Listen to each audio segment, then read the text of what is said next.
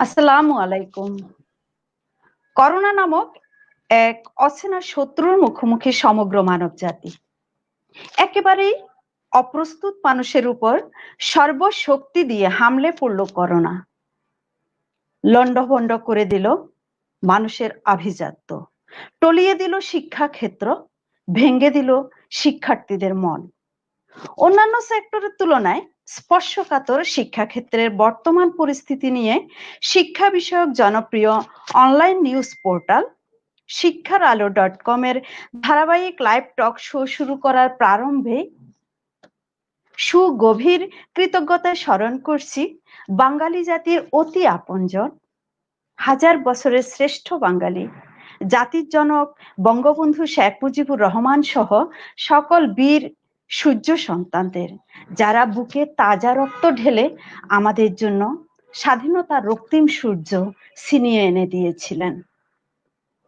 সুপ্রিয় দর্শক শ্রোতা, দূরের কাছের, চেনা অচেনা, দেশ বিদেশের যে যেখান থেকে এই মুহূর্তে আমাদের সাথে যুক্ত আছেন কিংবা একটু পরেই যুক্ত হবেন, আপনাদের সকলকে জানাচ্ছি লেটেস্ট পৌষের পৌষালী শুভেচ্ছা, শুভ সন্ধ্যা। প্রিয় সুধী, সপ্তাহের প্রায় প্রতিদিনই শিক্ষার আলো .com দেশের সকল গুণী ব্যক্তিত্বদের নিয়ে বিভিন্ন প্রোগ্রামের আয়োজন করে যাচ্ছে। তারই ধারাবাহিকতায় সুপ্ত মনের মুক্ত প্রয়াস, সমকালীন শিক্ষা ও আমাদের ভাবনা শীর্ষক আজকের আলোচনায় উপস্থিত আছেন দেশের শিক্ষা পরিবারের তিনজন সুযোগ্য আলোচক অতিথি। আমি এই মুহূর্তে তাদের নাম ঘোষণা করছি। আমাদের সাথে যুক্ত আছেন মোহাম্মদ সাইফুল ইসলাম প্রধান, উপজেলা মাধ্যমিক শিক্ষা অফিসার, সোনারগাঁও, নারায়ণগঞ্জ।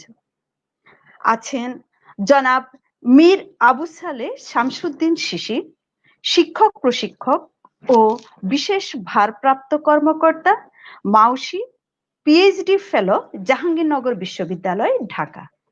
আছেন শ্রদ্ধেয় জয়প্রকাশ দে, সহকারী অধ্যাপক, প্রাণীবিদ্যা বিভাগ, বাকলিয়া সরকারি কলেজ, চট্টগ্রাম। আজকের অনুষ্ঠান পরিচালনার সার্বিক তত্ত্বাবধানে এবং সহযোগিতায় আছেন শিক্ষার আলো .com এর সম্মানিত নির্বাহী সম্পাদক জনাব এম.এ. মারুফ সোহেল স্যার। আর অনুষ্ঠানের সঞ্চালনার মতো একটি গুরুদায়িত্বে আছি আমি সর্বহৃদয় রাত্রি, প্রভাষক, উদ্ভিদ বিজ্ঞান, রাউজান সরকারি কলেজ, রাউজান, চট্টগ্রাম। আর সাথে আছেন আপনারা সুপ্রিয় দর্শক বৃন্দ। প্রতিক্ষণে শিক্ষার আলো .com এর সাথে আপনারা থাকেন, প্রতিটি অনুষ্ঠানে আপনাদের সাথে যুক্ত থেকে আপনারা সব সময়ই আমাদেরকে অনুপ্রেরণা দিয়ে যান। আজকেও তাই হবে, আপনারা আমাদের সাথেই থাকুন। আর আপনাদের মনে যে কোনো প্রশ্ন আমাদের এই তিন শ্রদ্ধেয় আলোচকের জন্য কমেন্ট বক্সে লিখবেন, এটাই প্রত্যাশা। প্রিয় দর্শক বৃন্দ, এবার আপনাদের সামনে আমাদের তিন অতিথি নিজ মুখে ওনাদের পরিচয় দিবেন। আমি প্রথমেই আমাদের শ্রদ্ধেয় মাধ্যমিক শিক্ষা অফিসার স্যার জনাব সাইফুল ইসলাম প্রধান স্যারের কাছে যাব। স্যার, একটু আনমিউট করতে হবে। স্যার মিউট আছে, একটু আনমিউট করুন। আসসালামু আলাইকুম স্যার। স্যার একটু আনমিউট করতে হবে, স্যার শোনা যাচ্ছে না। জি জি, ঠিক আছে, ঠিক আছে স্যার, ঠিক আছে, শোনা যায় না? জি স্যার। স্যার আদাব স্যার। আদাব, আমাকে কি শোনা যায়?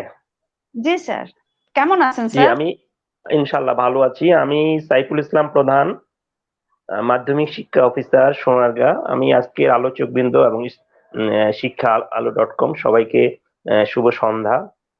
বিষয়টি আমাকে এর আগেও জানানো হয়েছিল, তো যাই হোক, আজকে আমি যুক্ত হতে পেরে নিজেকে ধন্য মনে করছি। এখানে আলোচক বৃন্দর কাছে শুনবো। আমরাও দীর্ঘ প্রায় 28 বছর শিক্ষা নিয়ে কাজ করছি, পরবর্তীতে বিস্তারিত কথা বলবো। জি, আসসালামু আলাইকুম স্যার। অনেক ধন্যবাদ স্যার। শিক্ষার আলো .com এর আজকের আয়োজনে আপনাকে সুস্বাগতম জানাচ্ছি। কথা হবে একটু পরেই। আমি এবার আমাদের শ্রদ্ধেয় শামসুদ্দিন শিশির স্যারের কাছে যাব। স্যার আদাব স্যার। আসসালামু আলাইকুম। আমি শামসুদ্দিন শিশির। আমি টিচার এডুকেটর। মূলত আমি এখন গবেষণা করছি জাহাঙ্গীরনগর বিশ্ববিদ্যালয়ে। আমি শ্রদ্ধা জানাচ্ছি আমার শ্রদ্ধেয় জয়প্রকাশ স্যার এবং শ্রদ্ধাভাজন সাইফুল ইসলাম প্রধান স্যার। আপনাদের দেখেই ভালো লাগছে। কথা হবে ইনশাল্লাহ। অনেক ধন্যবাদ। সঞ্চালককে ধন্যবাদ জানাচ্ছি, আজকের অনুষ্ঠান সঞ্চালককে। অসংখ্য ধন্যবাদ স্যার। শিক্ষার আলো .com এর আজকের আয়োজনে আপনাকে অভিবাদন জানাচ্ছি স্যার। কথা হবে একটু পরেই। আমি এ পর্যায়ে আমাদের শ্রদ্ধেয় অতিথি জয়প্রকাশ স্যারের কাছে যাব। স্যার একটু আনমিউট করতে হবে। আমি স্যার জয়প্রকাশ দে। নমস্কার, আমি নমস্কার নমস্কার নমস্কার। আমি কেমন আছেন স্যার? আমি আমি ভালো আছি এবং সবসময় ভালো থাকার শিক্ষার আলো আপ্রাণ চেষ্টা করছি। .com এর আজকের আয়োজনে আপনাকে অশেষ ধন্যবাদ, সুস্বাগতম জানাচ্ছি। স্যার আপনার পরিচয়টুকু ধন্যবাদ আমাকে জানাচ্ছি। দিবেন? আমার পরিচয় হলো, আমার পরিচয় প্রথমে আমার পরম শ্রদ্ধেয় শামসুদ্দিন সিসি স্যারকে, যিনি আমাকে সর্বদা দুষ্টু ছেলে হিসাবে সম্বোধিত করেন। পরম স্নেহে আমি ওনার স্নেহ ধন্য। আমি গর্বিত যে আজকে আমি শামসুদ্দিন সিসি স্যারের সঙ্গে একই প্ল্যাটফর্ম ভাগাভাগি করতে পারছি, এবং আমি আমার অন্তরে শ্রদ্ধা জানাচ্ছি জনাব সাইফুল ইসলাম প্রধান স্যারকে। আমি জয়প্রকাশ দে। আমি সহকারী অধ্যাপক, প্রাণীবিদ্যা বিভাগ, বাকুলিয়া সরকারি কলেজ। আমি প্রাণীবিদ্যা বিভাগের বিভাগীয় প্রধান এবং আইসিটি বিভাগের কোঅর্ডিনেটর হিসেবে বাকুলিয়া সরকারি কলেজে কর্মরত আছি, এবং আশা করছি যে আমাদের যে চিন্তা ভাবনাগুলো সেগুলো আমি আর যে দুইজন গুণী শিক্ষক আছেন আমাদের মাঝে, একজন শিক্ষক, একজন শিক্ষা কর্মকর্তা, শিক্ষা প্রশাসক, তাদের সঙ্গে আমাদের ভাবটুকু বিনিময় করতে পারবো। সবাইকে অসংখ্য ধন্যবাদ। আপনাকে অসংখ্য ধন্যবাদ। আমি প্রিয় দর্শকদেরকে একটি বিশেষ অনুরোধ করব, যা প্রতিদিনই আপনারা করে থাকেন শিক্ষার আলো .com এর আয়োজনগুলো আপনারা টাইম লাইনে শেয়ার করে দিবেন প্লিজ। আর আমাদের দর্শকদের সবসময় এই কাজটি করে থাকেন তারা। তো আজকে আমি প্রথমে আমাদের শ্রদ্ধেয় শামসুদ্দিন সিসি স্যারের কাছে যাব। প্রিয় দর্শক, আমি একটি কথা এখানে না বললেই নয়, অত্যন্ত পজিটিভ মাইন্ডেড, সদা হাস্যোজ্জ্বল, সৌজন্যবোধ, কোনো কিছুতেই বিরক্তির লেশ মাত্র যার কাছে নেই, প্রখর স্মৃতি শক্তি সম্পন্ন একজন শিক্ষক আমাদের শিশির স্যার। শিক্ষকতা, শিক্ষা ও সাহিত্যের সাথে যারা আমরা সম্পৃক্ত আছি সকলেই কম বেশি শিশির স্যারের অন্যান্য গুণের সাথে এই গুণটি খুবই পরিচিত আমরা। সেটি হলো আসলে অনেক দিন আগের স্যারের কোনো শিক্ষার্থী যদি স্যারের সামনে এসে সালাম দেয়, উনাকে উনি নাম, পাশের ইয়ার সহ সবকিছু ক্লিয়ার বলে দেন। স্যার, এখন আমি এই মুহূর্তে আপনাকে একটি প্রশ্ন করতে চাচ্ছি। এটি কোনো প্রাসঙ্গিক নয়, আজকের অনুষ্ঠানের প্রাসঙ্গিক নয়, তবু আমার খুবই জানতে ইচ্ছে করে, আপনি এই যে একটি ক্ষমতা প্রদর্শন করেন, এটা কিভাবে সম্ভব স্যার? দীর্ঘদিন আগের শিক্ষার্থীকে আপনি কিভাবে মনে রাখেন স্যার? আমরা একটু জানতে চাই। অনেক ধন্যবাদ সর্বহৃদয়ে আপনাকে। আমি শ্রদ্ধা জানাচ্ছি আমার দুজন সহ আলোচক এবং যারা শুনছেন আমাকে, তাদেরকে সকলকে আমি শ্রদ্ধা জানাই। একটি আন্তরিক প্রশ্ন করেছেন আমার স্নেহের শিক্ষার্থী সর্বরী। এটা আমি আসলে মনে করি আমি অনেক জায়গায় এই প্রশ্নের মুখোমুখি হই। আমি যখন শিক্ষার্থীদের পাঠদান করি, সেটা আমার প্রাণ থেকে পাঠদান। আর আমি একটা কথা মনে রাখি যে আমার শিক্ষার্থীরা হলো আমার দূত, আমার আইডেন্টিটি। আমি একজন টিচার। আমি কেন শিক্ষক? আমি শিক্ষার্থীদের পাঠদান করি বলে আমি শিক্ষক। তো যে শিক্ষার্থীকে আমি পাঠদান করি, যে শিক্ষার্থীর কারণে আমি সমাজের শিক্ষক হিসেবে পরিচিত, যে শিক্ষার্থীদের জন্য আমার সবসময়ের চিন্তা ভাবনা থাকে, আমার স্বপন শয়ন জাগরণ, সবসময় যে সৃষ্টিশীলতার চিন্তা, সবকিছু কিন্তু শিক্ষার্থীদেরকে ঘিরে। আমি কিন্তু আমার সন্তানদের নিয়ে যতটা না চিন্তা করি, তার চেয়ে আরো 10 গুণ বেশি করে চিন্তা করি আমার শিক্ষার্থীদের নিয়ে। তো শিক্ষার্থী যেখানে আছে সেখানে তাদের সাথে আমার একটা প্রাণের বন্ধন থাকে, একটা আন্তরিকতা থাকে, একটা শ্রদ্ধা থাকে, একটা ভালোবাসার সম্পর্ক থাকে। সে কারণে যখনই যাকে যেভাবেই শ্রেণীকক্ষে পেয়েছি, তাকেই আমি অত্যন্ত আপন করে নিয়েছি। তার কারণ আমার সন্তান কিন্তু আমার কথা অন্যের কাছে গিয়ে উপস্থাপন করে না। আজকে যেমন একটু আগে জয় স্যার বললেন আমার কথা, সর্বরী ম্যাম বললেন আমার কথা, আমার শিক্ষার্থী যারা, আমার সতীর্থ যারা, আমার যারা বন্ধু আছে, আমার সহকর্মী আছে, তারাই কিন্তু বোঝে। তো সে কারণেই আমি তাদেরকে প্রাণ থেকে নেই, অনেক বেশি শ্রদ্ধা করি। ওই শ্রদ্ধার কারণেই, ওই আন্তরিকতার সাথে নেওয়ার কারণেই আমার আসলে আমার শিক্ষার্থীদের কথা মনে পড়ে, আমার শিক্ষার্থীদের রোল নম্বর গুলো আমার জানা থাকে। কারণ তাদের নাম, তাদের চেহারা, তাদের প্রতিদিনের উপস্থিতির আইডি নাম্বারটা, এটা আমি, যেহেতু আমি প্রতিদিন ক্লাসে যাই, যেহেতু প্রতিদিন আমার শিক্ষার্থীর সাথে আমার দেখা হয়, সেই জন্য আমি অত্যন্ত আন্তরিকতার সাথে নেই। কথাটাই শ্রদ্ধায় ভালোবাসায় পরিণত হয়ে একসময় আমি এগুলো মনে রাখতে পারি, বছরের পর বছর, যুগের পর যুগ। এটা এটা আমি মনে করি স্রষ্টার একটা বিশেষ কৃপা। আমি আমি মহান রাব্বুল আলমিনের কাছে কৃতজ্ঞ। অনেক ধন্যবাদ আপনাকে। অনেক ধন্যবাদ স্যার। আসলে দীর্ঘদিন ধরে আমার আকাঙ্ক্ষা ছিল, আমি মনে করি আমাদের সাথে যারা ছিলেন, লেখাপড়া করেছেন, স্যারের সরাসরি শিক্ষার্থী, তারাও এই বিষয়টি নিয়ে সবসময় খুঁটিনাটি কথা বলতেন যে কিভাবে সম্ভব, এই ও তো সালের অমুক না, এই যে কথাগুলো স্যার আপনি বলেন, অসাধারণ sir. Thank you very much. আজকে গুপ্ত রহস্যটি একটু জানলাম আমরা। তো প্রিয় দর্শক, আমরা এই পর্যায়ে স্যারকে আর কোনো প্রশ্ন করব না, একটু পরেই আসব। আমি আমাদের শ্রদ্ধেয় মাধ্যমিক শিক্ষা অফিসার স্যার সাইফুল ইসলাম প্রধান স্যারের কাছে যাব। স্যার একটু আনমিউট করতে হবে। স্যার, আমি প্রশ্নটি করার আগে প্রিয় দর্শকদের উদ্দেশ্যে একটি কথা বলবো স্যার সম্পর্কে। আসলে যথেষ্ট ব্যস্ত এবং জনপ্রিয় একজন শিক্ষা অফিসার আমাদের সাইফুল ইসলাম প্রধান স্যার। প্রশাসনিক কর্মদক্ষতার সাথে তিনি সাংগঠনিক কর্মকাণ্ডেও সুপরিচিত। মাধ্যমিক শিক্ষা অফিসার সমিতির সাবেক সাধারণ সম্পাদক হিসেবে তিনি দীর্ঘদিন কাজ করে গেছেন। এছাড়াও আরো বিশেষ কিছু বিশেষণ আছে যেগুলো ধীরে ধীরে জানবো আমরা। তো স্যার, আমি আপনার কাছে একটি প্রশ্ন রাখতে চাই। করোনাকালে শিক্ষার্থীদের পড়াশোনায় যুক্ত রাখতে সরকারের বিভিন্ন উদ্যোগের পাশাপাশি একজন সক্রিয় শিক্ষা অফিসার হিসেবে আপনার উপজেলায় শিক্ষকদেরকে নিয়ে আপনার পথ চলাটা কেমন ছিল, শুরুটা কেমন ছিল স্যার, এই বিষয়ে একটু জানতে চাই। ধন্যবাদ। আপনি একটা চমৎকার যুগোপযোগী কোশ্চেন করেছেন। আমাকে কি শোনা যায়? আমি জি স্যার, আমাদের শামসুদ্দিন সিসি স্যারকে প্রথম দেখলাম এবং সেই সাথে জয়প্রকাশ দা, ওনাকেও দেখলাম, এই স্যারকেও দেখলাম। তো যাই হোক, করোনাকালীন এই যে প্যান্ডামিক সিচুয়েশনে আমরা যে অবস্থায় অবস্থান করছি, সেখানে সবচেয়ে বেশি মুখ থুবড়ে পড়েছে আমাদের এই শিক্ষা ব্যবস্থা। শুধু বাংলাদেশে নয়, সারা বিশ্বব্যাপী এটি চলছে প্রায় 1 বছর ধরে। এটি কতদিন দীর্ঘায়িত হবে আমরা জানি না। তবে আমরা শুরু থেকেই যে কাজটি করেছি, আমি আমার উপজেলায় সমস্ত প্রধান শিক্ষকদের সাথে জুমে আমি কয়েকটা মিটিং করেছি এবং তাদেরকে ইন্সপায়ার করার চেষ্টা করেছি যে কিভাবে বাচ্চাদের টাচে রাখা যায়। যে কথাটি শামসুদ্দিন স্যার বললেন, আমি ঠিক একই ভাবে কথা বলেছি যে আপনারা শিক্ষার্থীর দোরগোড়ায় যান, শিক্ষার্থীদের সাথে নিজেদের সম্পর্ক স্থাপন করেন, তারা যেন ভুলে যায় না যে তাদের শিক্ষা প্রতিষ্ঠানগুলি এই মুহূর্তে বন্ধ আছে। সেই বিষয়টাকে তাদেরকে এমন ভাবে উপলব্ধি করান যে এমন একটা সিচুয়েশনে তোমরা আছো বাবা, আমরা তোমাদের সাথে আছি সমস্ত কিছুতেই।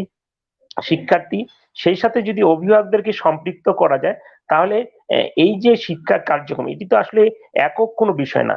এটার সাথে দীর্ঘ একটা প্ল্যান, পরিকল্পনা, একটা কারিকুলাম, শিক্ষক, শিক্ষার্থী, অভিভাবক, শিক্ষা প্রতিষ্ঠান, টুলস সবকিছু নির্ভরশীল। কাজেই এই মুহূর্তে যেমন আমাদের সবাই মোবাইলের উপরে নির্ভরশীল।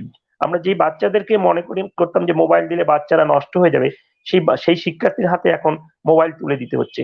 কারণ দেশের এই সিচুয়েশনে এর বিকল্প সরকারের কিছু নেই। সরকার বিভিন্ন রকম পদক্ষেপ নিয়েছে, আমার বাড়ি আমার স্কুল, দূরশিক্ষণ কার্যক্রম, পাশাপাশি জুমের মাধ্যমে কিভাবে বাচ্চাদেরকে টাচে করা যায়। এবং আমি আমার উপজেলায় প্রত্যেকটা স্কুলের সাথে বাচ্চাদের, যাদের যাদের শিক্ষার্থীদের একটু অ্যাবিলিটি আছে বা চেষ্টা করে, তাদেরকে আমরা চেষ্টা করেছি যে অনলাইন ভিত্তিক ক্লাস করা এবং সেটাকে সক্রিয়ভাবে করা। তো আমি যতটুকু মনে করি যে আমার উপজেলায় আমি এখানে হয়তো 100% সফল হতে পারিনি, কেন সবার সেই অ্যাবিলিটি নেই সেই টুলসটাকে ব্যবহার করা। তো যেটুকু করেছে তাতে আমি মনে করি যে আমরা এই এই সিচুয়েশনে সরকার যে চাচ্ছে, সারা বিশ্বব্যাপী যে অবস্থা চলছে, তার সাথে সামঞ্জস্য রেখে আমরাও কিন্তু শিক্ষাকে এগিয়ে নিয়ে যাচ্ছি এবং চেষ্টা করছি প্রতি মুহূর্ত আমরা শিক্ষকদের সাথে 2 দিন 3 দিন পরে আমরা বিভিন্ন রকম প্রোগ্রামের সাথে তাদেরকে যুক্ত করি, তারা যেন তাদের শিক্ষার্থীদেরকে সেভাবে সংযুক্ত করে। এইটাই ছিল সরকারি মেসেজ। এর পাশাপাশি অ্যাসাইনমেন্ট করা কিভাবে সেটিকে গ্রহণ করবে, এখানে শিক্ষার্থীরা কিভাবে আসবে, অভিভাবকরা কিভাবে সম্পৃক্ত হবে, সবগুলি আমরা কিন্তু টাইম টু টাইম শিক্ষকদের অভিভাবকদের বলেছি। এটাই ছিল বর্তমান সরকারের যেমন মেসেজ, আমরাও চেয়েছি শিক্ষকদের মাধ্যমে শিক্ষার্থীকে সেই মেসেজটা পৌঁছায় দেওয়া। ধন্যবাদ আপনাকে। অশেষ ধন্যবাদ স্যার, চমৎকার ভাবে আপনি আপনার শুরুটা কেমন ছিল এটি উত্থাপন করলেন।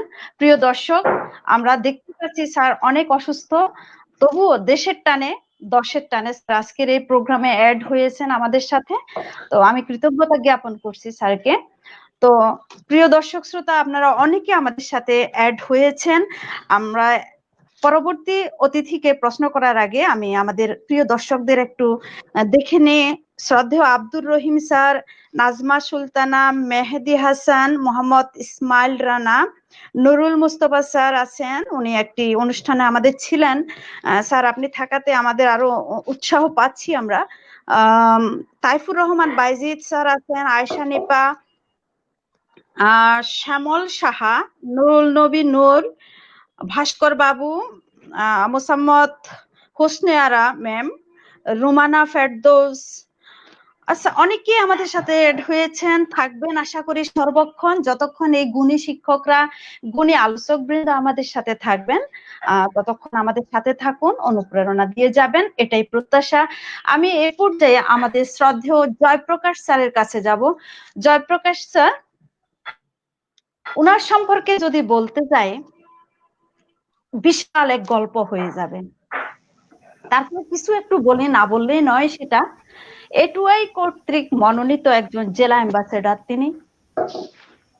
মাল্টিমিডিয়া কন্টেন্ট কন্টেস্টে 2015 সালে টপ 10-এ 6th পজিশনে থেকে চট্টগ্রামের ডিজিটাল অঙ্গনকে অনেক উজ্জ্বল করেছেন। এছাড়াও শিক্ষকতার পাশাপাশি স্যার একজন গায়ক, বাদক, কথকও বটে। তো অনেক অনেক গুণ। এই তো কিছুদিন আগে স্যারের একটি লাইভ প্রোগ্রাম ছিল গানের, সর্বোচ্চ সংখ্যক ভিউয়ার্স, আমি আর এত ভিউয়ার্স দেখিনি। যাক, আমরা আশা করব যে শিক্ষারআলো.com এর যে কোনো একটি অনুষ্ঠানে স্যারের গান শুনবো। তো স্যার, আপনার কাছে আমি আরেকটি প্রশ্ন করব, আসলে আজকে প্রাসঙ্গিক প্রশ্ন নয়, এটি হলো আপনার ব্রিলিয়ান্ট রেজাল্ট আমরা সকলেই জানি। তো দেশে এত এত পেশা থাকতে শিক্ষকতার মতো এই পেশাকে আপনি কেন বেছে নিলেন? এটি পছন্দ করার কারণ কি? ধন্যবাদ সর্বরিদি আপনাকে আপনার এই প্রশ্নের জন্য। তার আগে আবার একবার ধন্যবাদ জানাচ্ছি, আপনি যে পরিমাণ গুণকীর্তন আমার করলেন আমি তার আসলে যোগ্য নই। আমি নিজেকে নিয়ে চেষ্টা করি মাত্র। একটা জিনিস খেয়াল করুন যে আমাদের যে শামসুদ্দিন সিসি স্যার এখানে আছেন, তিনিও কিন্তু বহুগুণে গুণান্বিত একজন মাল্টি ট্যালেন্টেড মানুষ। তো এই সমস্ত শিক্ষকরা যেখানে থাকেন, যাদের সংস্পর্শে আসা যায়, সুতরাং তার কিছুটা যদি আমরা নিজের জীবনে প্রতিফলিত করতে পারি, সেটা কিন্তু একটা চরম সার্থকতা। আর আমি ব্যক্তিগতভাবে মনে করি একজন শিক্ষককে একটু তার পড়াশোনার বাইরেও ছেলে মেয়েদের উপর একটা পজিটিভ ইফেক্ট ফেলার জন্য, একটি ধনাত্মক প্রভাব বিস্তার করার জন্য আমার মনে হয় পড়াশোনার পাশাপাশি আরো 2-1টি স্কিলের প্রতি তার নজর দেওয়া উচিত। তারপরও আমি নিজেকে নিয়ে চেষ্টা করি, হয়তো এটাই সেই চেষ্টার ফল।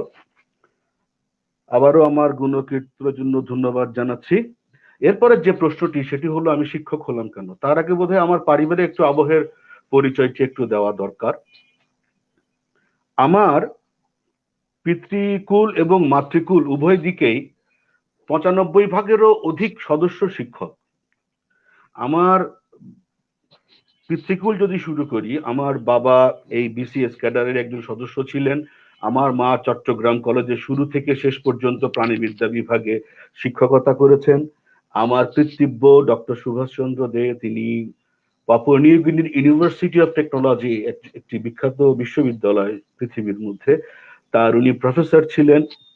আমার এবার মাতৃকুলের দিকে যদি আসি, একজনকে তো শামসুদ্দিন শিশির স্যার চেনেন, তিনি হলেন অধ্যাপক চিত্তপ্রসাদ তালুকদার।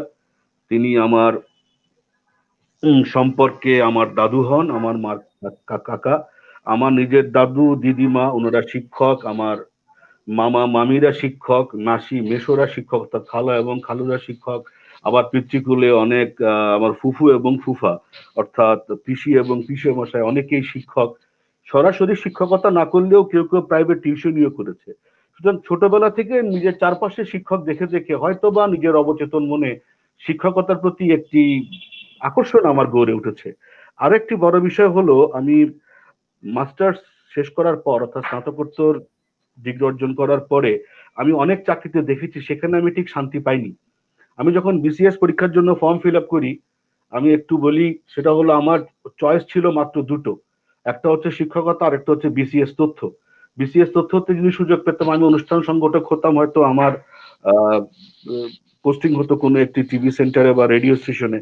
তো আমার ভেতরকার যে শিল্পী সত্তা, যে সাংস্কৃতিক যে মানসিকতা, সেটা হয়তো সেখানে পরিপুষ্ট করার সুযোগ পেতাম। তো ভালো হয়েছে, আমি ঈশ্বরের প্রতিও কৃতজ্ঞ, আমার পিতামাতার আশীর্বাদ যে আমি শিক্ষক হতে পেরেছি। আমি আমার শিক্ষকতা ঠিক আমার কাছে একটি পেশা নয়, শিক্ষকতা আমার কাছে একটি ব্রত। আমি এটাকে মনে প্রাণে বিশ্বাস করি। আমি সেটাকে ব্রত হিসাবে নিয়েছি এবং এই শিক্ষকতার পাশাপাশি শিক্ষকতাটাকে ধারাটিকে পরিপুষ্ট করার জন্য আপনি যেটা বলছেন সাংস্কৃতিক কর্মকাণ্ড বা অন্য যে কর্মকাণ্ডগুলো আছে সেগুলো আমি পাশাপাশি চালিয়ে নিচ্ছি। এটি শিক্ষক হিসাবে আমাকে ঋদ্ধ করছে। আপনাকে ধন্যবাদ আপনার প্রশ্নের জন্য। অসংখ্য ধন্যবাদ জয়প্রকাশ স্যার। এটুকুই বুঝলাম, আপনার পরিবারে শিক্ষকতার বীজ বোনা এবং আপনার শরীরে শিক্ষকতার জিন বহন করছেন আপনি। তো খুবই ভালো লাগলো আপনার প্রশ্নের উত্তর পেয়ে। এবার প্রাসঙ্গিক প্রশ্নে যাব। স্যার, করোনার এই অস্বাভাবিক অবস্থায়, অস্থির সময়ে আপনার প্রতিষ্ঠানের অনলাইন ক্লাস কতটুকু নিশ্চিত হয়েছে বলে আপনি মনে করেন স্যার? ধন্যবাদ এই প্রশ্নটার জন্য। এটা খুব প্রাসঙ্গিক একটা প্রশ্ন। করোনা কাল এই যে কবে বাংলাদেশ থেকে যাবে, আমি একজন জীববিজ্ঞানের ছাত্র হিসেবে এবং ভাইরোলজির ছাত্র হিসেবে আমি নিজেও নিশ্চিত নই। কারণ এই ভাইরাসটি নির্মূল করার জন্য যে যে প্রচেষ্টাটুকু থাকা দরকার সরকারি পর্যায়ে নেওয়া হলো, আমাদের ব্যক্তিগত পর্যায়ে খুব একটা বেশি আমরা ওয়াকিবহাল এই বিষয়ে, সেটা আমার নিজের কাছে মনে হয় না। যাক, সেটি ভিন্ন প্রসঙ্গ। যখন মার্চ মাসে প্রথম বাংলাদেশে করোনা রোগী শুরু হয় এবং বাংলাদেশ সরকার সাধারণ ছুটি ঘোষণা করে, তখন কলেজ কিছুদিন বন্ধ ছিল।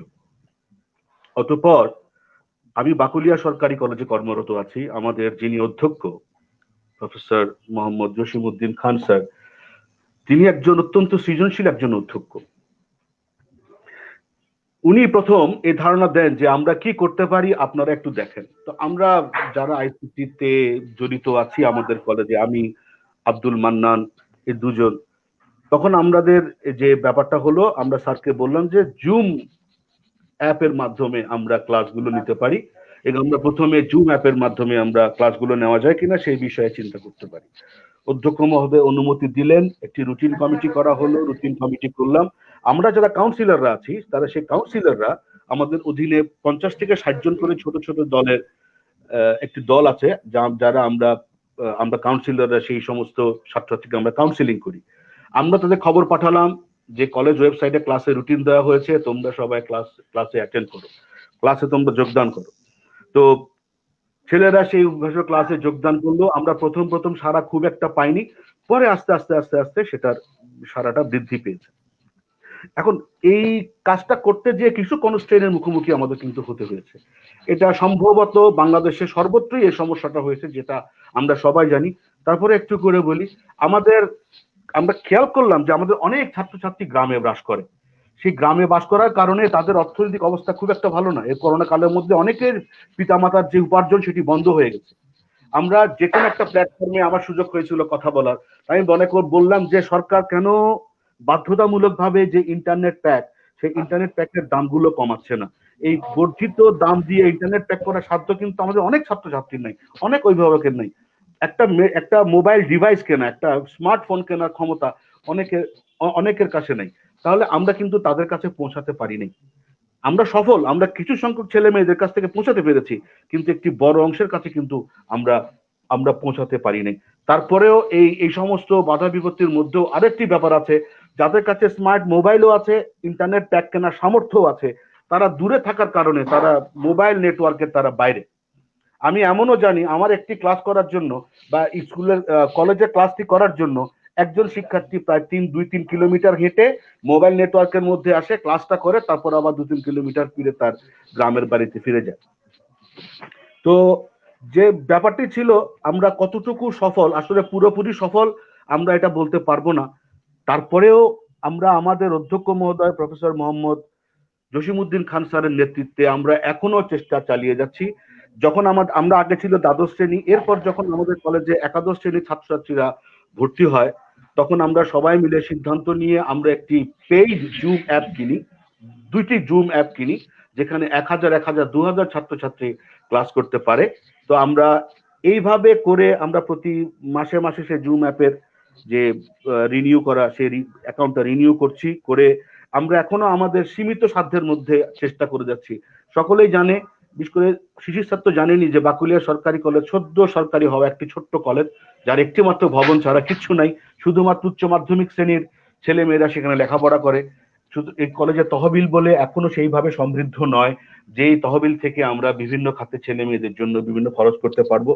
আমাদের এই সীমিত সাধ্যের মধ্যে আমাদের সমস্যা, বাহ্যিক সমস্যা, সবগুলো সমস্যার মধ্যেও বাংলাদেশ সরকারের যে শিক্ষা বান্ধব যে কর্মসূচি, সেটাকে এগিয়ে নেওয়ার জন্য আমরা আমাদের জায়গা থেকে, আমাদের অবস্থান থেকে আমরা আপ্রাণ চেষ্টা করে যাচ্ছি। এই হচ্ছে আমাদের গৃহীত বিভিন্ন পদক্ষেপ। ধন্যবাদ সরকারি। আপনাকে অশেষ ধন্যবাদ স্যার। আসবো একটু পরে, আপনার কাছে আরো অনেক প্রশ্ন আছে আমাদের। প্রিয় দর্শক বৃন্দ, আপনারা সকলে আমাদের সাথে যুক্ত আছেন, অধিকাংশই অনেক সুন্দর সুন্দর লেখা লিখছেন। আমাদের শ্রদ্ধেয় শামসুদ্দিন শিশির স্যারকে নিয়ে সকলের অনেক লেখা, তো আমি পড়বো একটু পরে সময় পেলে। তো প্রশ্নের জন্য সবাই আকুল হয়ে বসে আছি আমরা, প্রশ্নের উত্তর জানার জন্য। তো প্রিয় দর্শকবৃন্দ, আপনারা সকলেই জানেন শিক্ষারআলো.com শিক্ষা, শিক্ষক, শিক্ষার্থী নিয়ে বিভিন্ন ধরনের প্রোগ্রাম করে যাচ্ছে এই করোনা কালে। তো আপনারা সকলে আমাদের সাথে থাকুন। আমি আমার প্রিয় শামসুদ্দিন শিশির স্যারের কাছে যাব। স্যার, ডিজিটাল শিক্ষা ব্যবস্থা এক সময় একটি স্বপ্ন ও প্রত্যয় ছিল। অনলাইন ক্লাস পরিচালনার মাধ্যমেই এই স্বপ্ন পূরণের পথটা কিছুটা সুগম হয়েছে বলে আমি বিশ্বাস রাখি। তো আপনার কাছে আমার একটি প্রশ্ন, শিক্ষাক্ষেত্রে তথ্য প্রযুক্তি ব্যবহারের আন্দোলন কতটুকু সফলতা পেয়েছে বলে আপনি মনে করেন স্যার? আপনার দৃষ্টিকোণ থেকে আপনি বলবেন কতটুকু সফল হয়েছে? অনেক ধন্যবাদ। যে একটা কথা আগে বলছি, সেটা হলো যে ওই আমার জয়প্রকাশ স্যারকে যে প্রশ্নটা করা হয়েছিল যে উনি কেন শিক্ষকতা এসছেন, ওই প্রশ্নটা, ওনার উত্তরটা বোধহয় আমি দিলে ভালো হতো। আমি জানি উনি কেন এসছেন, উত্তরটা আমি দিলে ভালো হতো আর কি। আমি জানি যে জয়প্রকাশ স্যার কেন শিক্ষকতা এসছেন, সেটা আমি জানি আর কি, ওনার চেয়ে ভালো আমি জানি, ওটা আমি বলতে পারতাম। অনেক ধন্যবাদ। তো একটু করে বলেছেন। আচ্ছা, তো যা বলছিলাম সেটা হলো তথ্য প্রযুক্তির ব্যবহার আমাদের এই করোনা কালে অনেক বেশি করে এটার ইফেক্ট হয়েছে। আমাদের বহু শিক্ষক আছেন, কোনদিন ওনারা ভাবতেও পারেন নাই যে নতুন কিছু শব্দের সাথে ওনারা পরিচিত হবেন। সেটা হলো যে আপনি এখন স্ট্রিমইয়ার্ড ব্যবহার করছেন, জুম ব্যবহার করছেন, আরো বিভিন্ন ধরনের নামগুলো আমরা পাচ্ছি এটা যখন আমরা এটা ব্যবহার করছি। তারপর আমাদের এখন একটা মোবাইলের স্ট্যান্ড আছে, আমাদের এখন মানে বহু শব্দের সাথে আমরা পরিচিত হয়েছি। এছাড়াও একজন শিক্ষক কিভাবে অনলাইন ব্যবহার করে বিষয়বস্তুকে শিক্ষার্থীর কাছে উপকরণ ব্যবহার করে উপস্থাপন করবেন, সেটা আমার মনে হয় আমরা 60 থেকে 70% পর্যন্ত অ্যাচিভ করতে পেরেছি।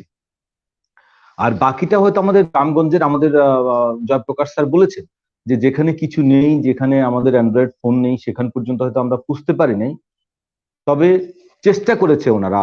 হয়তো অডিও ফোনের মাধ্যমেও হয়তো কণ্ঠস্বরটা, ভয়েসটা দেওয়ারও চেষ্টা করেছে। তো আমি এই ক্ষেত্রে মনে করব যে করোনা কাল আমাদের জন্য সবসময় আমরা কিন্তু অভিশাপ হিসেবে নিচ্ছি তা কিন্তু না, আমরা এটাকে আশীর্বাদ হিসেবে নিচ্ছি। অনেক মানুষ আছেন যারা এটাকে সৃজনশীল কাজে ব্যবহার করেছেন, যারা লেখক আছেন তারা প্রচুর বইপত্র লিখে ফেলেছেন, যারা গবেষণা করছেন করছেন, তারা গবেষণা করছেন, যারা গানের সাথে সম্পৃক্ত তারা গান করছেন, তারা গানের অনুষ্ঠান করছেন, আলোচনা অনুষ্ঠান করছেন, মানে বিভিন্ন ভাবেই তারা কিন্তু সম্পৃক্ত আছেন। অতএব আমি মনে করবো যে করোনা কালটি আমাদের প্রযুক্তি ব্যবহারের জন্য যেমন একটি আশীর্বাদ হিসেবে দেখা দিয়েছে, তেমনি একজন মানুষ তাকে নিজেকে চেনো, নিজে কতটুকু আত্মবিশ্বাসী হয়ে কোনো একটা কাজ করতে পারে সেটাও কিন্তু করা হয়েছে, সেটাও কিন্তু আমাদের এই করোনা কালে করা হয়েছে।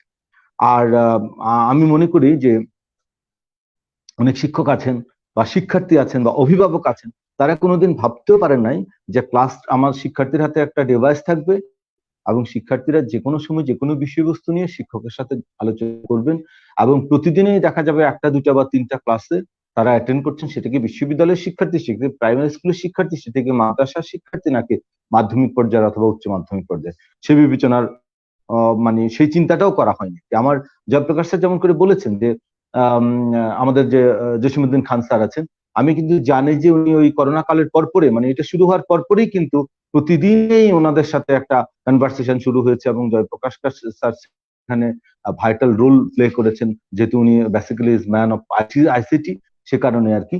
আর একইভাবে আমাদের সাইফুল ইসলাম প্রধান স্যারও বলেছেন যে সরকারের যেসব ইনস্ট্রাকশন গুলো আছে সেগুলো প্রযুক্তি ব্যবহার করে কিভাবে শিক্ষকের কাছে পৌঁছানো যায়, অথবা যারা আসলে স্টেক হোল্ডার আছেন তাদের কাছে কিভাবে পৌঁছানো যায়, সে কাজগুলো কিন্তু ওনারা যথাযথভাবে করে গেছেন।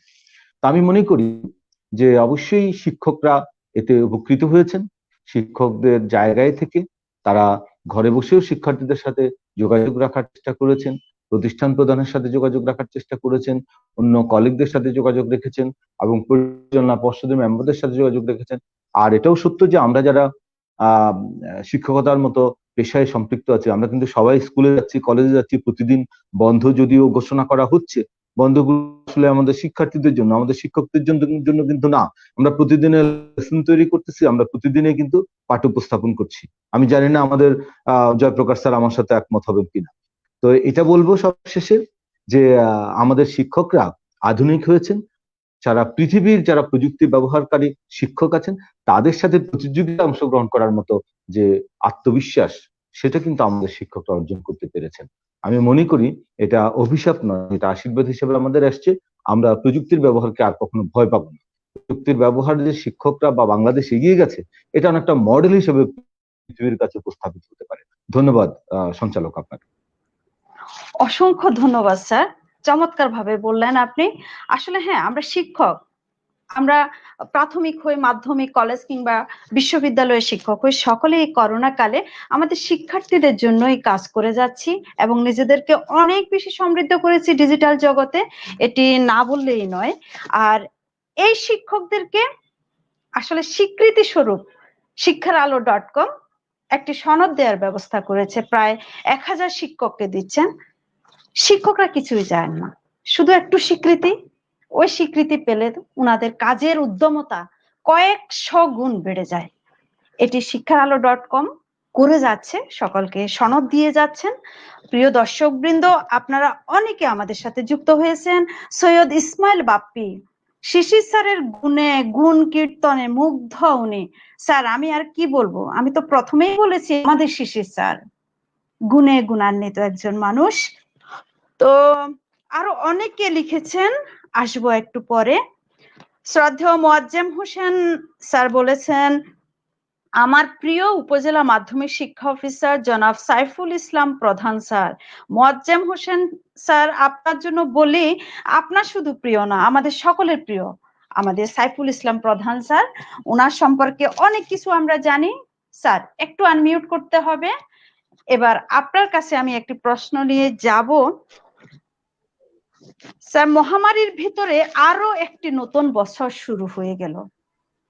2020 সালে যে ছন্দপতন ঘটেছে, সে ক্ষতি পুষিয়ে দিয়ে শিক্ষার্থীদের এগিয়ে যেতে সরকারের পক্ষ থেকে কোন কোন পদক্ষেপ নেওয়া যেতে পারে বলে আপনি মনে করেন স্যার? ধন্যবাদ। আরেকটি চমৎকার কোশ্চেন করেছেন। আমি দুইজন আলোচক বৃন্দর কথা শুনলাম, ওনারাও খুব প্রাণবন্ত কথা বলছেন। আসলে প্রথমেই বলেছি যে শিক্ষা সবচেয়ে মুখ থুবড়ে পড়েছে শিক্ষা, শুধু বাংলাদেশ না, সারা বিশ্বব্যাপী। সরকারও প্ল্যান করেছে যে এই 2021 সালটাকে আমরা কিভাবে কাজে লাগাবো। যদি প্যান্ডেমিক সিচুয়েশন এটা আরো প্রলম্বিত হয়, তাহলে আমরা কিভাবে আমাদের শিক্ষা কার্যক্রমটা চালিয়ে নিয়ে যাব। তো সেই লক্ষ্যে আমরা কিন্তু কাজ শুরু করেছি। আমরা ইতিমধ্যে সরকার একটা 3 মাস ব্যাপী প্ল্যান করেছে যে আগামী 3 মাস জানুয়ারি, ফেব্রুয়ারি, মার্চ এই 3 মাসে কিভাবে শিক্ষার্থীদের মাধ্যমে অ্যাসাইনমেন্ট বা আরো পাঠ পরিকল্পনার মাধ্যমে তাদেরকে পৌঁছানো যায়। আমরা ইতিমধ্যে শিক্ষার্থীর হাতে নতুন বই তুলে দিয়েছি, যেটি গভর্নমেন্টের জন্য একটা বড় চ্যালেঞ্জ ছিল।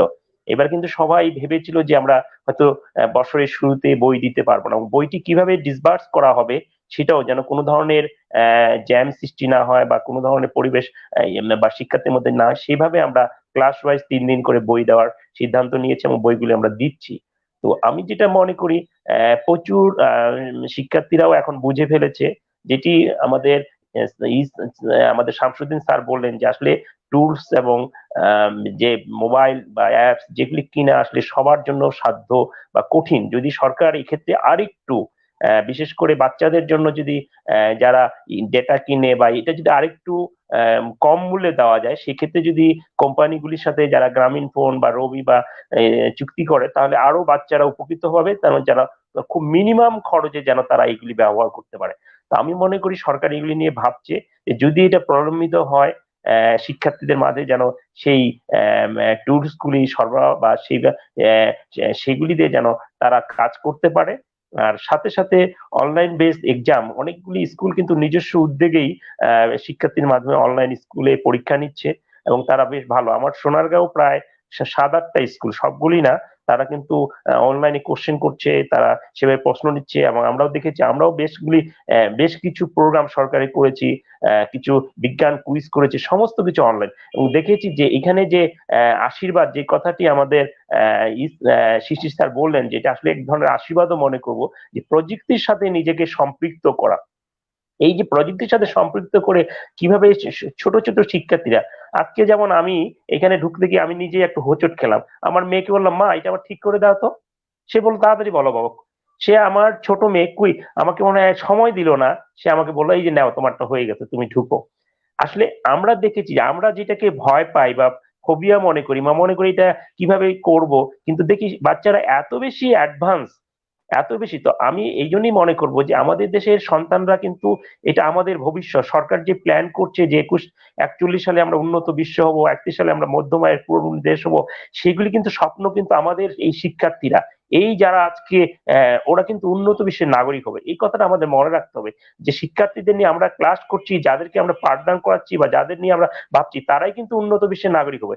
আমরা যারা আজকে আমাদের বয়স যাদের 50 ঊর্ধ্বে গেছে, আমরা কিন্তু বাংলাদেশের দারিদ্রতাও দেখেছি, অনুন্নতও দেখেছি, এখন এই পর্যায়ে দেখছি, কিন্তু ওরা কিন্তু একটা উন্নত বিশ্বের নাগরিক তৈরি হয়েছে। সেই দিক থেকে তারা কিন্তু সেই প্রিপারেশনটা নিচ্ছে। তা আমি মনে করবি এই গুরু দায়িত্বটার কাজটা কিন্তু করতে হবে শিক্ষাকে। আজকে আপনি লক্ষ্য করেন ইউকেতে এত বড় প্যান্ডামিকটা, এত মহামারী আকার, তারপরেও কিন্তু তারা শিক্ষা প্রতিষ্ঠানগুলোকে সচল রেখেছে। তারা বলেছে সবকিছু ধ্বংস হয়ে যেতে পারে, কিন্তু শিক্ষা ব্যবস্থাকে ধ্বংস করতে দেওয়া যাবে না। অর্থনীতি 1 বছর না হলেও না খেয়ে থাকা যাবে, কিন্তু শিক্ষাটা যদি ধ্বংস হয়ে যায়, তাহলে এই জাতি দাঁড়াতে পারবে না। কেন পরবর্তী প্রযুক্তিকে তারা ধাতস্থ করতে পারবে না। তা আমরা মনে করি সরকার এই প্ল্যানগুলি করছে, যারা বিজ্ঞ যারা আছেন রাষ্ট্রীয় পর্যায়ে, যারা সরকারকে নীতি নির্ধারণ আছে, তারা এগুলি নিয়ে কাজ করছেন যে কিভাবে এই 2021 সালে নতুন এই বছরে আমরা এই প্যান্ডেমিক সিচুয়েশনে সমস্ত কিছু চ্যালেঞ্জ মোকাবিলা করে আমরা শিক্ষাটাকে এগিয়ে নিয়ে যেতে পারি। আর আমরা যারা কাজ করছি, আমরা সেই মেসেজটুকু যথাসময়ে শিক্ষার্থীর মাধ্যমে, শিক্ষকের মাধ্যমে, প্রতিষ্ঠান প্রধানের মাধ্যমে সেগুলি ছড়িয়ে দিব। ধন্যবাদ আপনাকে। অশেষ ধন্যবাদ। চমৎকারভাবে আপনি বিষয়টি তুলে আনলেন। আমাদের শিক্ষার্থীদের জন্য সরকার কি করণীয়, আমরা যারা আছি মূল পর্যায়ে কিংবা আপনারা যারা আছেন মাঝামাঝি পর্যায়ে, আমরা সকলেই শিক্ষার্থীদের জন্য কাজ করে যাচ্ছি। অসংখ্য ধন্যবাদ স্যার আপনাকে। আমি এই পর্যায়ে জয়প্রকাশ স্যারের কাছে যাব। প্রিয় দর্শকবৃন্দ, আপনারা অনেকেই প্রশ্ন লিখে যাচ্ছেন আমাদের কমেন্ট বক্সে। জয় স্যারের জন্য যে প্রশ্নটি লিখেছেন মিস্টার মেহেদী হাসান, জয় স্যার আপনার কাছে সবিনয়ে জিজ্ঞেস, বিগত 1 বছর করোনাকালীন সময়ে বহুল আলোচিত অনলাইন ক্লাস সম্পর্কে মূল্যায়ন কি? ধন্যবাদ জনাব মেহেদী হাসান। আমি আগের একটি কমেন্টে আমার প্রতি আপনার যে শংসাবাণী বা যে প্রশংসাবাণী সেটি আমি দেখেছি, আমাকে আপ্লুত করেছে। আপনাকে ধন্যবাদ। আপনার যে প্রশ্ন যে বিগত 1 বছর করোনাকালীন সময়ের বহুল আলোচিত অনলাইন ক্লাস সম্বন্ধে আপনার মূল্যায়ন কি? আমার মূল্যায়নটি আসলে অবিমিশ্র। এই অনলাইন ক্লাসের যে বিষয় সেটি যদি আমি এক কথায় বোঝাতে যাই, আমি জি বাংলাতে আমি যখন মাঝে মধ্যে অনুষ্ঠান দেখি, তবে সেখানে মিরাক্কেল নামে একটি অনুষ্ঠান হয়, দেখবেন সেই মিরাক্কেল অনুষ্ঠানের যে প্রোমোটা দেখায়, সেখানে একজন প্রতিযোগী বলছে যে করোনাকালীন সময়ে যে ক্লাস, অনলাইন ক্লাস, সেই সম্বন্ধে একজন ছাত্রকে জিজ্ঞেস করা হলো যে তুমি কি করেছো। তো ছাত্রটা এক কথায় তার উত্তর দিয়ে দিয়েছে। উত্তরটা হচ্ছে এরকম যে আমি স্যারকে ব্লক করে দিয়েছি। তো ছেলেরা অনলাইন ক্লাসে যখন আমরা নেওয়া শুরু করলাম, দেখুন এই করোনাকালীন সময়ে সরকারের যে শিক্ষা বান্ধব যে পদক্ষেপগুলো, সেগুলোকে বাস্তবায়ন করার জন্য সবচেয়ে বেশি এগিয়ে এসেছে হচ্ছে শিক্ষকরা, যারা মাঠ পর্যায়ে কাজ করেন। চট্টগ্রাম সহ বিভিন্ন জেলার শিক্ষকরা বিভিন্ন অনলাইন স্কুল খুলে, বিভিন্ন অনলাইন স্কুলের ব্যবস্থা করে, তারা যে সমস্ত শিক্ষকরা আছেন মাধ্যমিক পর্যায়ে, উচ্চ মাধ্যমিক পর্যায়ে, তারা নিজেরা ক্লাস রেকর্ড করে সেই সমস্ত ক্লাসগুলোকে তারা বিভিন্ন মাল্টিমিডিয়াম প্রজেকশনে সমৃদ্ধ করে তারা এই ক্লাসগুলো লাইভ স্ট্রিমিং এ দিয়েছেন, কেউ কেউ ইউটিউবে দিয়েছেন, কেউ কেউ বিভিন্ন মাধ্যমে সে ক্লাসগুলো প্রচার করেছেন। সেগুলোর ভিউজও, কোনো কোনো ক্লাসের ভিউজ আমি দেখেছি অনেক অনেক বেশি, আবার কোনো কোনো ক্লাস তেমন খুব একটা ভিউ পাইনি। এখন সেখানেও সেই একই কথা যে এই অনলাইন ক্লাস সিস্টেমকে অনেকে পজিটিভলি নিয়েছে, অনেক স্টুডেন্ট সেটাকে মানে সুযোগ হিসাবে নিয়েছে যে ঠিক আছে, আমি এই সময়ে আমি একটু মোবাইলটা ব্যবহার করি। যে আমি মাঝে মধ্যে ফেসবুকে বা বিভিন্ন সোশ্যাল মিডিয়াতে আমি দেখেছি যেখানে বিভিন্ন কৌতুকের স্কিট আসে। সেটা হলো যে করোনাকালীন শিক্ষা ব্যবস্থা বলতে কি বুঝো, বলো যে করোনাকালীন শিক্ষা ব্যবস্থা খুব ভালো, যেখানে মোবাইল ফোনকে হাতের মুঠোয় ব্যবহার করার জন্য পাওয়া যায়। তো এখন অনেক শিক্ষার্থী আছে যাদের কাছে, যারা এই মোবাইলটাকে ব্যবহার করে গুণী শিক্ষকদের যে ক্লাসরুমের স্ট্রিমিং গুলো, সেই স্ট্রিমিং গুলোকে তারা পজিটিভলি নিয়ে তাদের শিক্ষা জীবনটাকে তারা এগিয়ে নিয়ে গেছে, যে করোনাকালীন ক্লাসরুমের বিকল্প হিসাবে তারা এটাকে ব্যবহার করেছে। আর একদল শিক্ষার্থী আছে যারা এটাকে ঠিক সুযোগ হিসেবে নিয়েছে মোবাইল ব্যবহার। এটাও কিন্তু আমাদের মাথায় রাখতে হবে। তো এই ক্ষেত্রে আমি মনে করি যে এই অনলাইন ক্লাস এই বিষয়টাকে আরো ভালোভাবে প্রযোজ্য করার জন্য কিন্তু অভিভাবকদের কিন্তু একটি ভূমিকা আছে।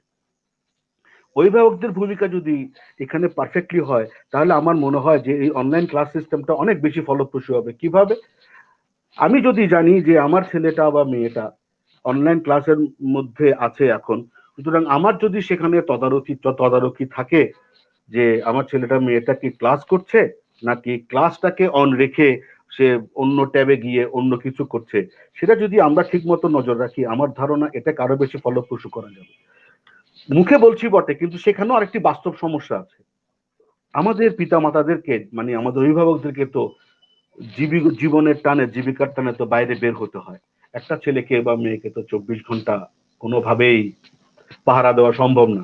সুতরাং অনলাইন এত কিছু কথা, অনেক কথাই বলা যায়, আমি সারমর্ম মুদ্রা কথাগুলো বলার চেষ্টা করলাম। অনলাইন ক্লাস সিস্টেম এটা যুগ উপযোগী, এটা যুগের চাহিদা। তবে ব্যাপারটা হলো কি, আমি ছোট্ট একটু তুলনায় আসি, যেহেতু আমি জানি বলে। মার্কিন যুক্তরাষ্ট্রে আমার বোনের ছেলে মেয়েরা পড়াশোনা করে, তাদেরকে জিজ্ঞেস করলাম তোমরা কি অনলাইন ক্লাস করো, বলো যে হ্যাঁ, ওরা অনলাইন ক্লাস করে, অনলাইনে পরীক্ষা দেয়। কিভাবে পরীক্ষা দেয়? ওদের এরকম জুম অ্যাপস এর সামনে বসতে হয়, বসে পরীক্ষাটা দিতে হয়। যে তারা কোন রকম চিটিং বলা হয়, যে চিটিং করছে না, চিটারি করছে না, কোনো কিছু থেকে দেখে লিখছে না, তারা একদম পেপার পেন্সিলে পরীক্ষা দিয়ে সেটা ছবি তুলে সেটা তারা নির্দিষ্ট ইমেলে নির্দিষ্ট সময়ের মধ্যে এরা পাঠিয়ে দেয় তাদের টিচারের কাছে। টিচার সেটা মূল্যায়ন করে তারপর সেটাকে তারা নম্বর গুলো দেয়। এরা করতে পারে কেন? ওদের স্টুডেন্ট সংখ্যা হচ্ছে লিমিটেড। ওরা প্রত্যেকটা ক্লাসে পড়ে 20 জন, 30 জন, 40 জন, ম্যাক্সিমাম 50 জন। আর আমাদের এখানে এক ক্লাসেই ছেলে পেলে আছে 100, 200, 150 জন, যেটা আমাদের পক্ষে এই ম্যানেজমেন্টটা সম্ভব না। সুতরাং অনলাইন সাপোর্টটা হচ্ছে মন্দের ভালো, তবে মেহেদী হাসান স্যারের আরেকটি প্রশ্ন আমার নজর কেড়েছে, সেটা হলো স্যার তাহলে অনলাইন শিক্ষা ব্যবস্থাকে স্বাভাবিক শিক্ষা ব্যবস্থার একমাত্র বিকল্প মনে করেন না? স্যার আমার মতে এর আপাতত আর কোনো সলিউশন নেই। এই করোনাকালীন সময়ে কিন্তু আর কোনো আপাতত সলিউশন নাই আমার মতে। কারণ আমাদের অনেকগুলো ড্রব্যাক আছে, সেই সবগুলো ড্রব্যাককে এড়িয়ে আমার পক্ষে আর এই অনলাইন ক্লাস ছাড়া আপাতত এই করোনাকালীন সময়ে আমি এতগুলো ছেলে মেয়েকে আমার একটা সেকশনে 150-200 ছেলে পিলে আছে, আমি 150-200 ছেলে পিলেকে ঘরে গিয়ে আমার পক্ষে আমার সাবজেক্টে ট্রেন্ড আপ করা সম্ভব না। আমার জন্য অনলাইন ক্লাসটাই ভরসা। সুতরাং মেহেদী স্যার, আপনার প্রশ্নের জবাবটা হলো খুব ভালো একটা উদ্যোগ অনলাইন ক্লাসটা, তবে সেটি কতটুকু ফলপ্রসূ হলো সেটি একটি প্রশ্ন। আর দ্বিতীয় কথাটা হচ্ছে অনলাইন ব্যবস্থাটা স্বাভাবিক শিক্ষা ব্যবস্থার একমাত্র আপাতত বিকল্প, এটাই একমাত্র আপাতত বিকল্প। ধন্যবাদ সর্বরিম। অসংখ্য ধন্যবাদ মেহেদী হাসান স্যার, নিশ্চয়ই আপনার প্রশ্নের উত্তর পেয়ে গেছেন এই ফাঁকে আমাদের জয় স্যারের মুখ থেকে। তো ধন্যবাদ আপনাকে, সুন্দর কিছু প্রশ্ন করেছেন আমাদের শ্রদ্ধেয় অতিথিবৃন্দের কাছে। আমি এই পর্যায়ে আবারও আমার প্রিয় শামসুদ্দিন শিশির স্যারের কাছে যাব। স্যার, দীর্ঘদিন ঘরে বন্দী থাকতে থাকতে আমাদের শিক্ষার্থীদের মনের অবস্থা বড়দের তুলনায় কিন্তু অনেক বেশি ক্ষতিগ্রস্ত। তাদের মানসিক উন্নয়নে শিক্ষক, শিক্ষা প্রতিষ্ঠান, অভিভাবক কিভাবে সহায়তা প্রদান করতে পারেন? ধন্যবাদ আপনাকে। শুনছিলাম খুব মনোযোগ দিয়ে আমাদের প্রধান স্যার এবং জয়প্রকাশ স্যারের প্রশ্নের উত্তর খুব ভালোই লাগছিল। আসলে ব্যাপারটা হলো মনোজাগতিক একটি ব্যাপার, একটা সাইকোলজির প্রশ্ন আমাকে করেছেন। আমাদের শিক্ষার্থীরা বাসায় বসে বসে আসলে খুব বেশি কি বলবো এটাকে, আমি একটা মনোযন্ত্রণা তারা ভুগছে। এটা স্বাভাবিক, একটা ছেলে বা একটা মেয়ে, কত ছোট মানুষ তারা তারা চায় যে এখন ঘর থেকে বেরিয়ে চলে যেতে, বাইরের কোনো অনুষ্ঠান, বাইরের যেসব পরিবেশ আছে সেখানে যাওয়ার জন্য। কিন্তু আসলে যে সময়টা আমরা অতিবাহিত করছি সেই সময়ে বাচ্চাদেরকে বাইরে যেতে দেওয়ার সাহসটাও অভিভাবকরা পাচ্ছেন না। তো সেই জন্য তারা কি করবে? যে কাজটি করবে সেটা হলো যে আমি মনে করি তারা তো পড়াশোনা করবেই, পড়াশোনার পাশাপাশি তারা বাসার যেসব ছোটখাটো কাজকর্মগুলো আছে সেগুলোতে বাবা মাকে হেল্প করবে। আর তারা পড়ার টেক্সট বইগুলো তাদের কাছে আছে, নতুন বইও তারা পেয়েছে, সেগুলো তারা বাসায় পড়াশোনা করবে। আর গত বছরের যে পড়াশোনাগুলো ছিল সেগুলো যেহেতু তারা ভালোভাবে শেষ করতে পারে নাই, সেসব বইয়ের যেসব অধ্যায়গুলো আছে, কবিতা গল্পগুলো আছে, সেগুলো যদি তাদের অজানা থেকে থাকে, পড়ার বাইরে থেকে থাকে, সেগুলো তারা পড়ে নেবে। আর পড়ার বইয়ের বাইরের পড়াও তারা পড়তে পারে, গল্প, উপন্যাস, প্রবন্ধ আছে সেগুলো, কবিতার বই তারা পড়তে পারে। নিজেরাও লেখালেখি করতে পারে। তাদের এই যে একটা বছরের মতো সময় চলে যাচ্ছে, এই সময় তারা কিভাবে সময়টা অতিবাহিত করেছে, বাবা মার সাথে, ভাই বোনের সাথে, দাদা দিদির সাথে, অথবা দাদুর সাথে, দাদিমার সাথে কিভাবে তারা সময়টা অতিবাহিত করেছে। আবার তারা ছবি আঁকতে পারে, তারা গল্প করতে পারে। এই এই বিষয়গুলো কিন্তু তারা বাসায় বসে করতে পারে। এতে দেখা যায় যে তাদের যে মানসিক যে যে দুর্বলতাগুলো আছে, মানসিক যে অস্বস্তিগুলো আছে, মানসিক ভাবে তারা যে এতটা অসুস্থ হয়ে যাচ্ছিল সেখান থেকে কিছুটা পরিত্রাণ পেতে পারে। আর বাসার ছোটখাটো বাবা মাকে কাজে সাহায্য করলে, থালা বাসনগুলো ধুয়ে দেওয়া, কাপড়গুলো ধুয়ে দেওয়া, মাকে একটু সাহায্য করা, রান্নার পরে খাবারগুলো টেবিলে নিয়ে আসা, নিজের কাপড় চোপড় নিজে ধোয়া, একটু বারান্দায় হেঁটে আসা, ছাদে যাওয়া, হাঁটাহুটা করা, এতে করে স্বাস্থ্যটাও ভালো থাকবে। কারণ আমাদের মানে আমাদের মানসিক স্বাস্থ্যের পাশাপাশি আমাদের দৈহিক স্বাস্থ্যটাও কিন্তু ঠিক রাখতে হবে। আমাদের মূল টার্গেট হলো বেঁচে থাকা। পড়াশোনা হলো পরে, পরীক্ষা পরে। আমাদের অনেক টিচার আছেন, অনেক ছাত্রছাত্রী আছেন যে আমাদের পরীক্ষার কি হবে, এটা কোনো খবর আছে নাকি, এটা কি করা যায়। তা আমি মনে করি সেগুলো তো হবে, আমি বেঁচে থাকলে আমি অনেক কিছুই করতে পারবো, কিন্তু আমি যদি অসুস্থ হয়ে মরে যাই পৃথিবী থেকে, তাহলে তো আমার কিছুই করা হবে।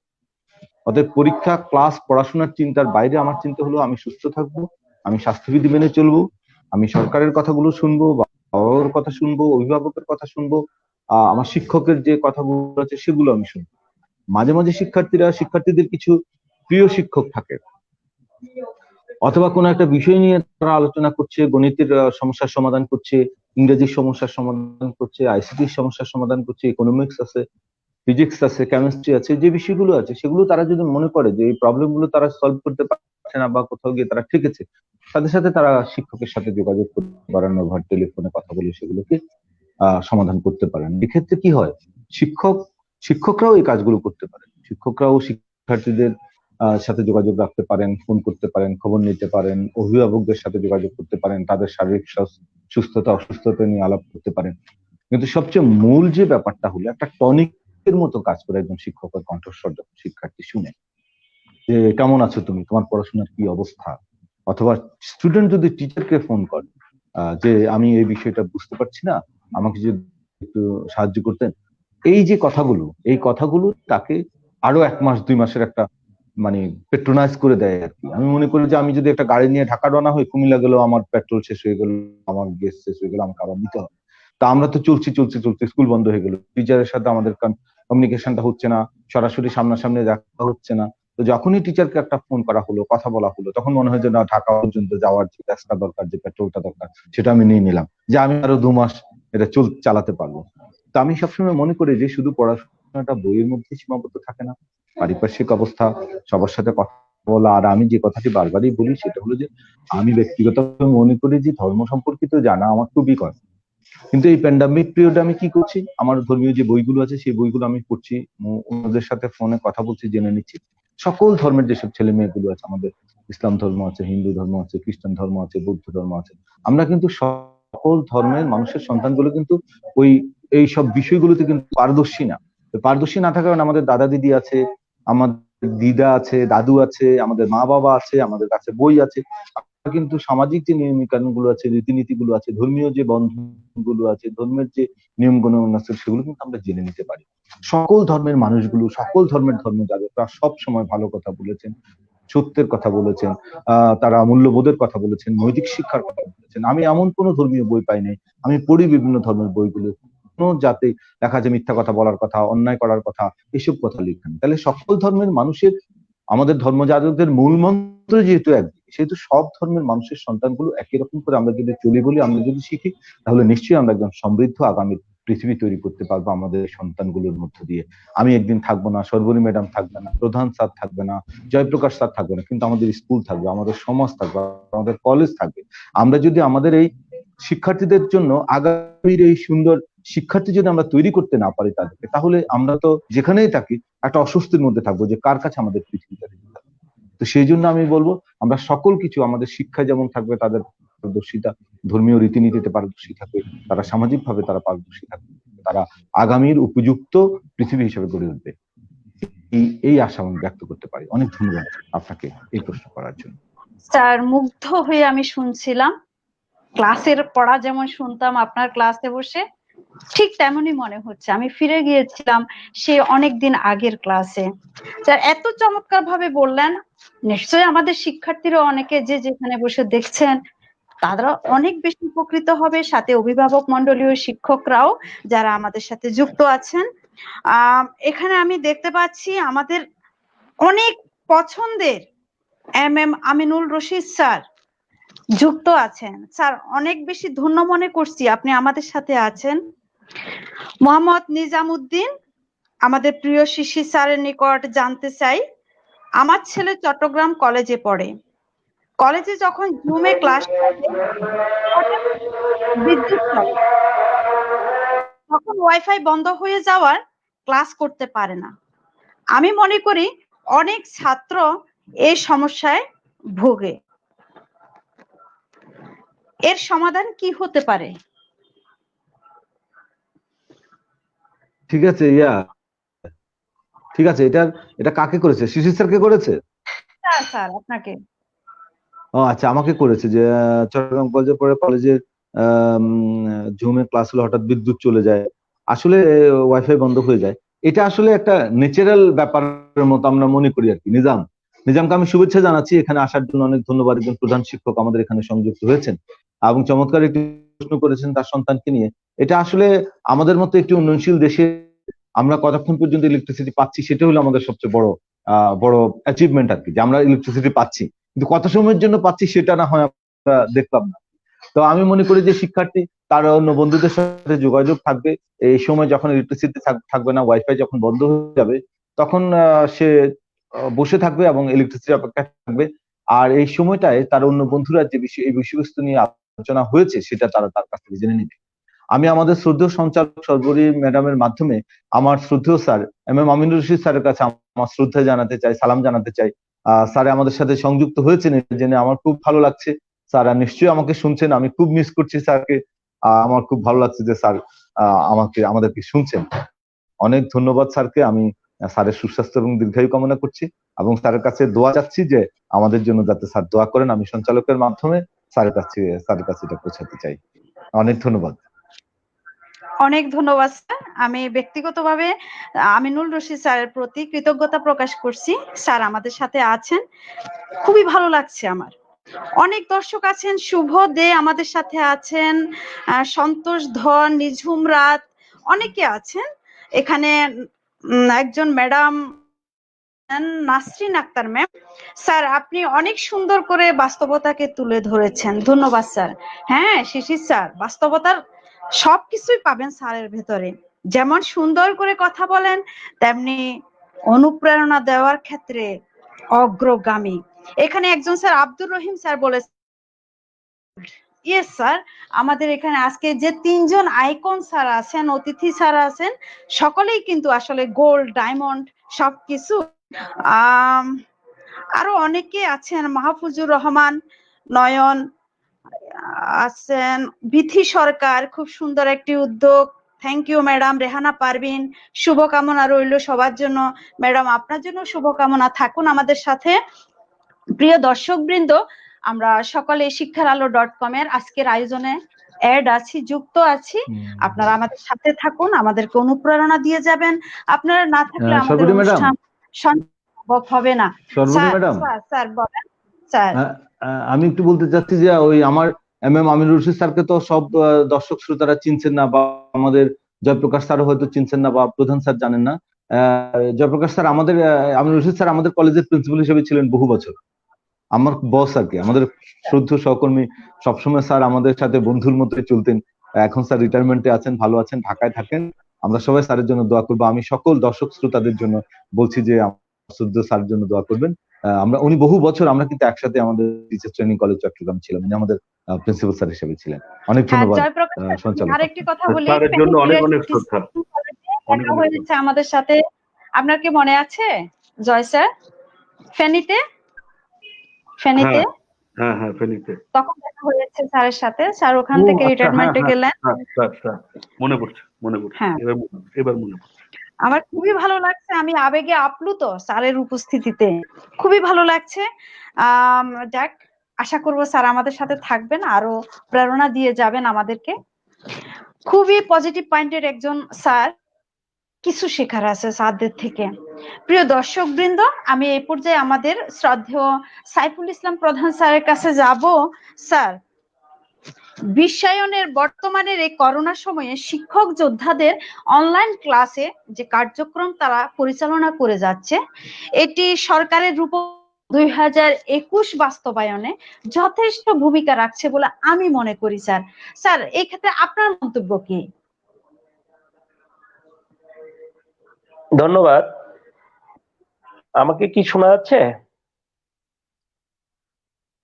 জি স্যার, শোনা যাচ্ছে। আসলে এই যে আপনি যে প্রশ্নটি করলেন যে করোনাকালীন সময়ে শিক্ষকদের সরকারের যে কর্মসূচি, সেক্ষেত্রে শিক্ষকদের ভূমিকা তো আমি মনে করব এখানে 90%। কারণ শিক্ষক যদি তার ভূমিকা না পালন করে তাহলে তো শিক্ষার্থীও উপকৃত হবে না, আর অভিভাবকরাও মেসেজটি জানবে না। মূল কাজটি করতে হবে শিক্ষকের মাধ্যমে, এবং শিক্ষক, শিক্ষার্থী এবং অভিভাবক এই 3 ক্যাটেগরিকে একটি প্ল্যাটফর্মে আসতে হবে। এবং ওই যে উনি কথাটি বললেন যে শিক্ষার্থীর সাথে শিক্ষকের সম্পর্ক যেমন হৃদয়ের, অন্তরের, যত বেশি এই হৃদয়ের অন্তরের সম্পর্কটা তৈরি হবে। আমি একজন স্যারের কথা বলি যে ওনাকে জিজ্ঞাসা করছিলাম যে স্যার, উনি পরবর্তী রাজনীতিতে গেছিল, যে আপনার কলেজে এত ভালো রেজাল্ট করে কিভাবে? তো উনি বললেন যে এই বছর যারা এসএসসি পাস করবে 1 থেকে 20, সেই সময় সে 98 এর কথা বলি, যে তারা কারা প্লেস করবে আমি বলে দিতে পারবো। তা আমি বললাম স্যার কিভাবে? কয় হ্যাঁ আমি তাদের জানি, তাদের আমি ডোর টু ডোর মুভ করি, তাদের অ্যাসাইনমেন্ট দেখি, তাদের পাঠ পরিকল্পনা দেখি, তাদের প্ল্যান দেখি, আমার টিচাররা ইনভলভ থাকে। ফলে আমি আমি ব্যক্তি, ওনার বাবা হয়তো জানে না বা ওনার প্যারেন্টস হয়তো জানে না, কিন্তু আমি জানি। এই এই যে বিষয়টি, সরকার সমস্ত নির্ভর করছে কিন্তু শিক্ষকদের উপর। এত বড় যে একটি প্রোগ্রাম সরকার জুম করছে, সরকার অনলাইন বেস ক্লাস করাচ্ছে, সরকার আমার ঘর আমার স্কুল করাচ্ছে, কারা করছেন? শিক্ষকরা করছেন। তো শিক্ষকদের প্রতি সরকারের সেই কনফিডেন্স আছে যে শিক্ষকরা পারবে। দেশের মোট জনশক্তির প্রায় 1/3, প্রায় 6 কোটি শিক্ষার্থী, আপনি যদি ক্লাস 1 থেকে সেই মাস্টার্স লেভেল পর্যন্ত বলেন, এই একটা দেশের 1/3 হচ্ছে শিক্ষার্থী, আরো তাদের সাথে তাদের বাবা মা জড়িত। তাহলে তো প্রায় অলমোস্ট 7 কোটি মানুষ আমরা ইনভলভ হচ্ছে এই শিক্ষার সাথে, শিক্ষা নিয়ে চিন্তা করছি। এই ধরনের একটা সিচুয়েশনে কিভাবে কেমনে এই করা হবে, এটার জন্য আমরা সরকার সম্পূর্ণভাবে, এবং আমরা মনে করি সরকার যে পদক্ষেপগুলি নিয়েছে, আমরা শিক্ষকদেরকে অনলাইনে বা জুমের মাধ্যমে যে মেসেজগুলো দিতে পেরেছি, তারা আমাদের চোখ ফার ফার বেটার। তারা নিজস্ব চিন্তা শক্তি মেধা প্রয়োগ করে কিভাবে শিক্ষার্থীর কাছে এই মেসেজটা পৌঁছানো যায়, তারা সেইটি কাজ করেছে। উনি একটি কথা বলেছেন আমাদের শিশির স্যার, যে শারীরিক এবং মানসিক, কিছুদিন আগে পত্রিকাও আসছিল, আমি এই বিষয়ে একটু কথা বলি, নেগেটিভ সাইড যেটা বলা হয়, যে এই যে অনলাইন বেস ক্লাস বা জুমের মাধ্যমে ক্লাস, এর ফলে কি হয়? হ্যাঁ, এরপরে বাচ্চাদের মেজাজ একটু তিরিক্ষি হয়, এটা মানসিকতার বিষয়। কারণ তারা একটি ক্লাসে প্রায়, আমার মেয়ে দেখি সকাল 8টা থেকে প্রায় 12টা 1টা পর্যন্ত ক্লাস করে। সে ক্লাস করার পরে তার সাথে নর্মাল আচরণ সে করে না। এক্ষেত্রে মনে হয় যে এই যে অবস্থানটা, এটার মূল কারণ কিন্তু আমাদের করার কিছু নেই এখন এই সিচুয়েশনে। ওই যে উনি বললেন যে আসলে বিকল্পও কিছু নেই, কিন্তু তারপরেও আমি মনে করি education is the harmonious development body soul and mind. দেহ আত্মা মনের সমন্বয় শিক্ষা। আমরা শিক্ষার্থীদেরকে কি করেছি অতীতে? তাদের পর একগাদা বই দিয়েছি, তাদেরকে পুরো পরীক্ষা বেস করে ফেলেছে, শুধুমাত্র পরীক্ষা পরীক্ষা পরীক্ষা। সরকার কিন্তু, আপনি লক্ষ্য করেছেন, সরকার একটা বিশাল প্ল্যান করেছে যে আগামীতে পরীক্ষা থাকবে না, পরীক্ষা পরীক্ষা হয়ে যাবে একদম লিমিটেড। সেক্ষেত্রে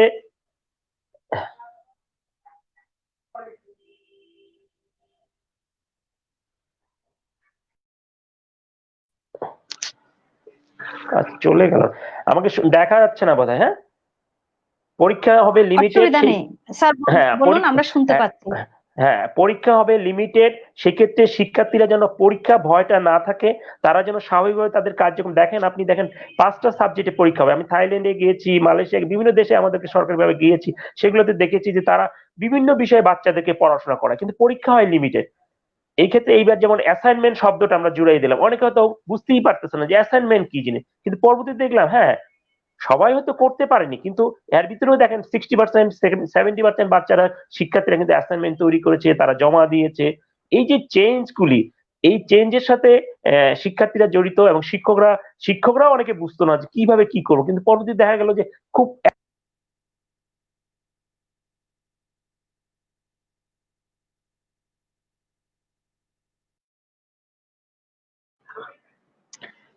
সরি, আর হয়তো বিচ্ছিন্ন হয়ে গেলেন নেটের দুর্বলতার কারণে।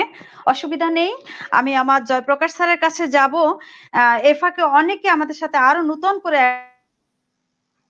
সরকারি প্রাথমিক বিদ্যালয় অ্যাড হয়েছেন। শ্রদ্ধেয় এস মুস্তফা আলম সরকার স্যার শুভকামনা সকলের জন্য স্যার জানিয়েছেন। স্যার জন্য শুভকামনা, সাথে থাকবেন স্যার, আপনারা আমাদেরকে অনুপ্রেরণা দিয়ে যাচ্ছেন। আমি এই পর্যায়ে আমার জয়প্রকাশ স্যারের কাছে একটি প্রশ্ন নিয়ে আসব। শিক্ষা প্রতিষ্ঠান শুধু পাঠদান করবে এটা নয়, শিক্ষার্থীকে আদর্শ মূল্যবোধ সম্পন্ন হিসেবে, মানুষ হিসেবে তৈরি করার দায়িত্ব নেয়। আপনি কি মনে করেন অনলাইন কার্যক্রমের কারণে কিছু শিক্ষার্থী, সবার ক্ষেত্রে নয়, সকলের কথা নয়, কিছু শিক্ষার্থীর নৈতিক মূল্যবোধ সৃষ্টির জায়গাটিতে ঘাটতি হয়ে যাচ্ছে?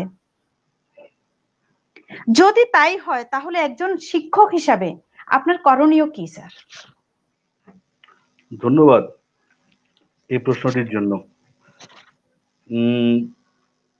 বিষয়টা হলো, আমরা যখন শিক্ষকরা ক্লাসে নেই, শিক্ষকরা যখন ক্লাসে দাঁড়াই, তখন আমাদের শিক্ষকদেরকে প্রথমে দায়িত্ব হলো যে আমরা যেন নিজেরা ওই নৈতিকতা সম্পন্ন মানুষ হই, আমাদের মধ্যে যেন নৈতিক বোধটুকু থাকে। যে বোধটুকু ছেলে মেয়েরা আমাদের কাছ থেকে দেখবে, আমাদেরকে শিখবে, আমাদের থেকে জানবে, এবং শিক্ষকরাও তাদের পাঠদানের পাশাপাশি নৈতিকতা শিক্ষাও ছাত্রছাত্রীদের প্রদর্শন করবে, এটি হচ্ছে কাম্য।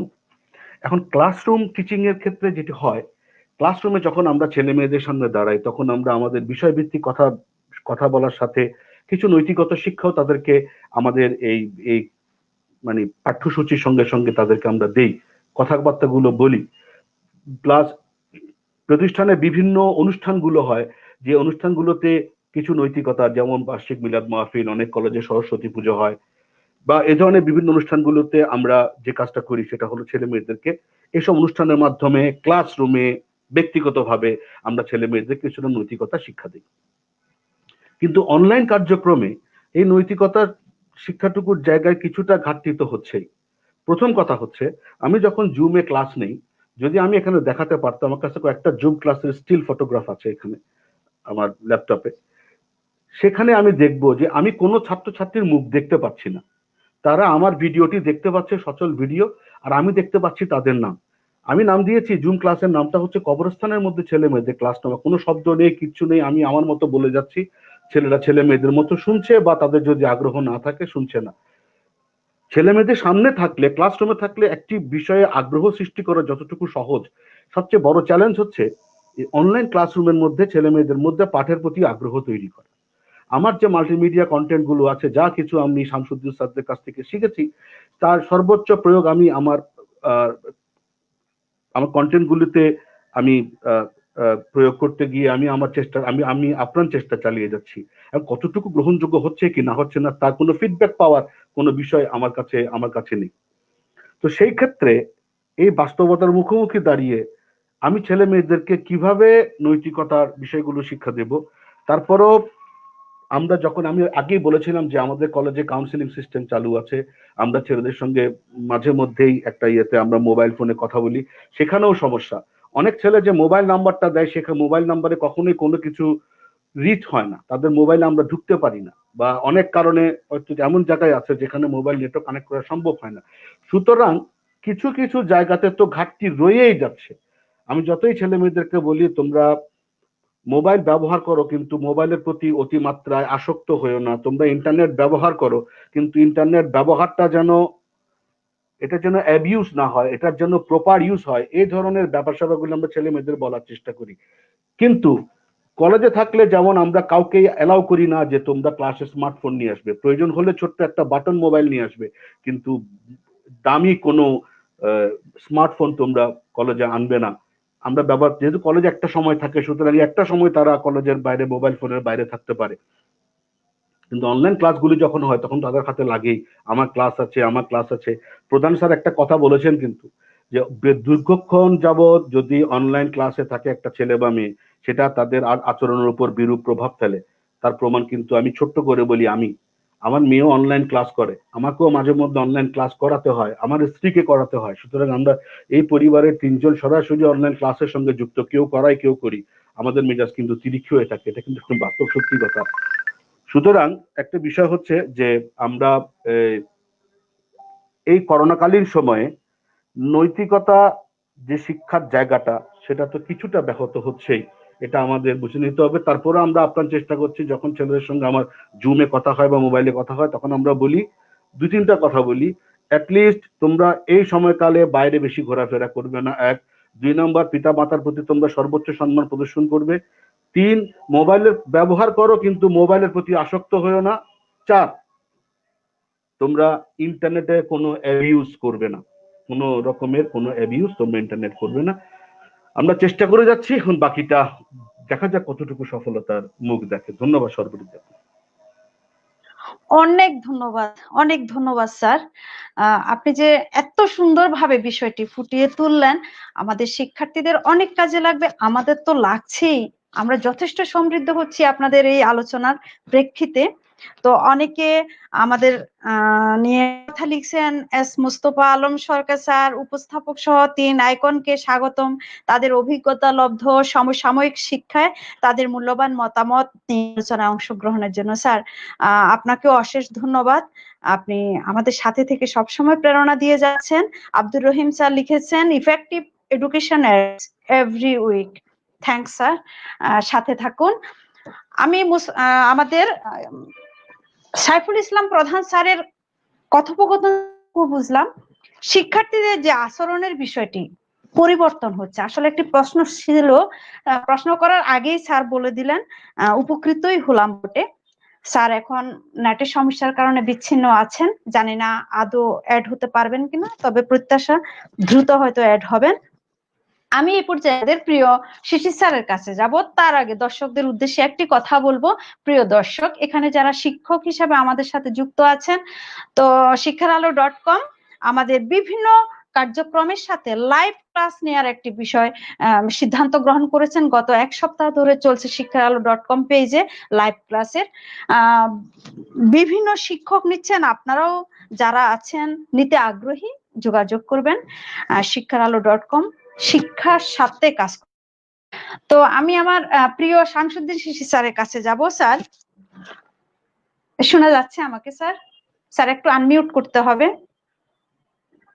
আমি জানি আমার স্যাররা অনেক বিজি এবং কয়েকজন স্যার খুবই অসুস্থ, যেমন সাইফুল ইসলাম প্রধান স্যারও অসুস্থ, আমার শিশির স্যারও অসুস্থ, আবার জয় স্যারেরও অনেক তাড়া, অনেক ব্যস্ততা। সব মিলিয়ে ওনারা যে আমাদেরকে এভাবে সময় দিয়ে যাচ্ছেন, আমি আসলে আন্তরিক কৃতজ্ঞতা সহ ধন্যবাদ জানাচ্ছি স্যারদেরকে। প্রিয় দর্শক, আপনারাও আমাদের সাথে আছেন। আমি স্যারের কাছে একটি প্রশ্ন করব। স্যার, গুড প্যারেন্টিং নিয়ে সম্প্রতি প্রচুর আলোচনা চলছে। মাঝে মাঝে এমনও শুনি বাবা মা খুবই সচেতন, খুবই ভালো, বাট সন্তানরা উচ্ছৃঙ্খল, বেপরোয়া এবং উগ্র মানসিকতার। ভবিষ্যতে একটি সুস্থ জেনারেশন পাওয়ার ক্ষেত্রে এই সংকট থেকে উত্তরণের উপায় কি স্যার? ইলেকট্রিসিটি চলে গেছিল, তো আবার বলেন প্রশ্নটা, আমি শুনি নাই। আমি স্যার যে কথাটি বলছিলাম যে গুড প্যারেন্টিং নিয়ে সম্প্রতি খুবই আলোচনা চলছে। মাঝে মাঝে আমরা শুনি বাবা মা খুবই ভালো, স্যারও বিচ্ছিন্ন হয়ে গেলেন। জয়প্রকাশ স্যার, আপনি কি আছেন? আমাকে শোনা যাচ্ছে?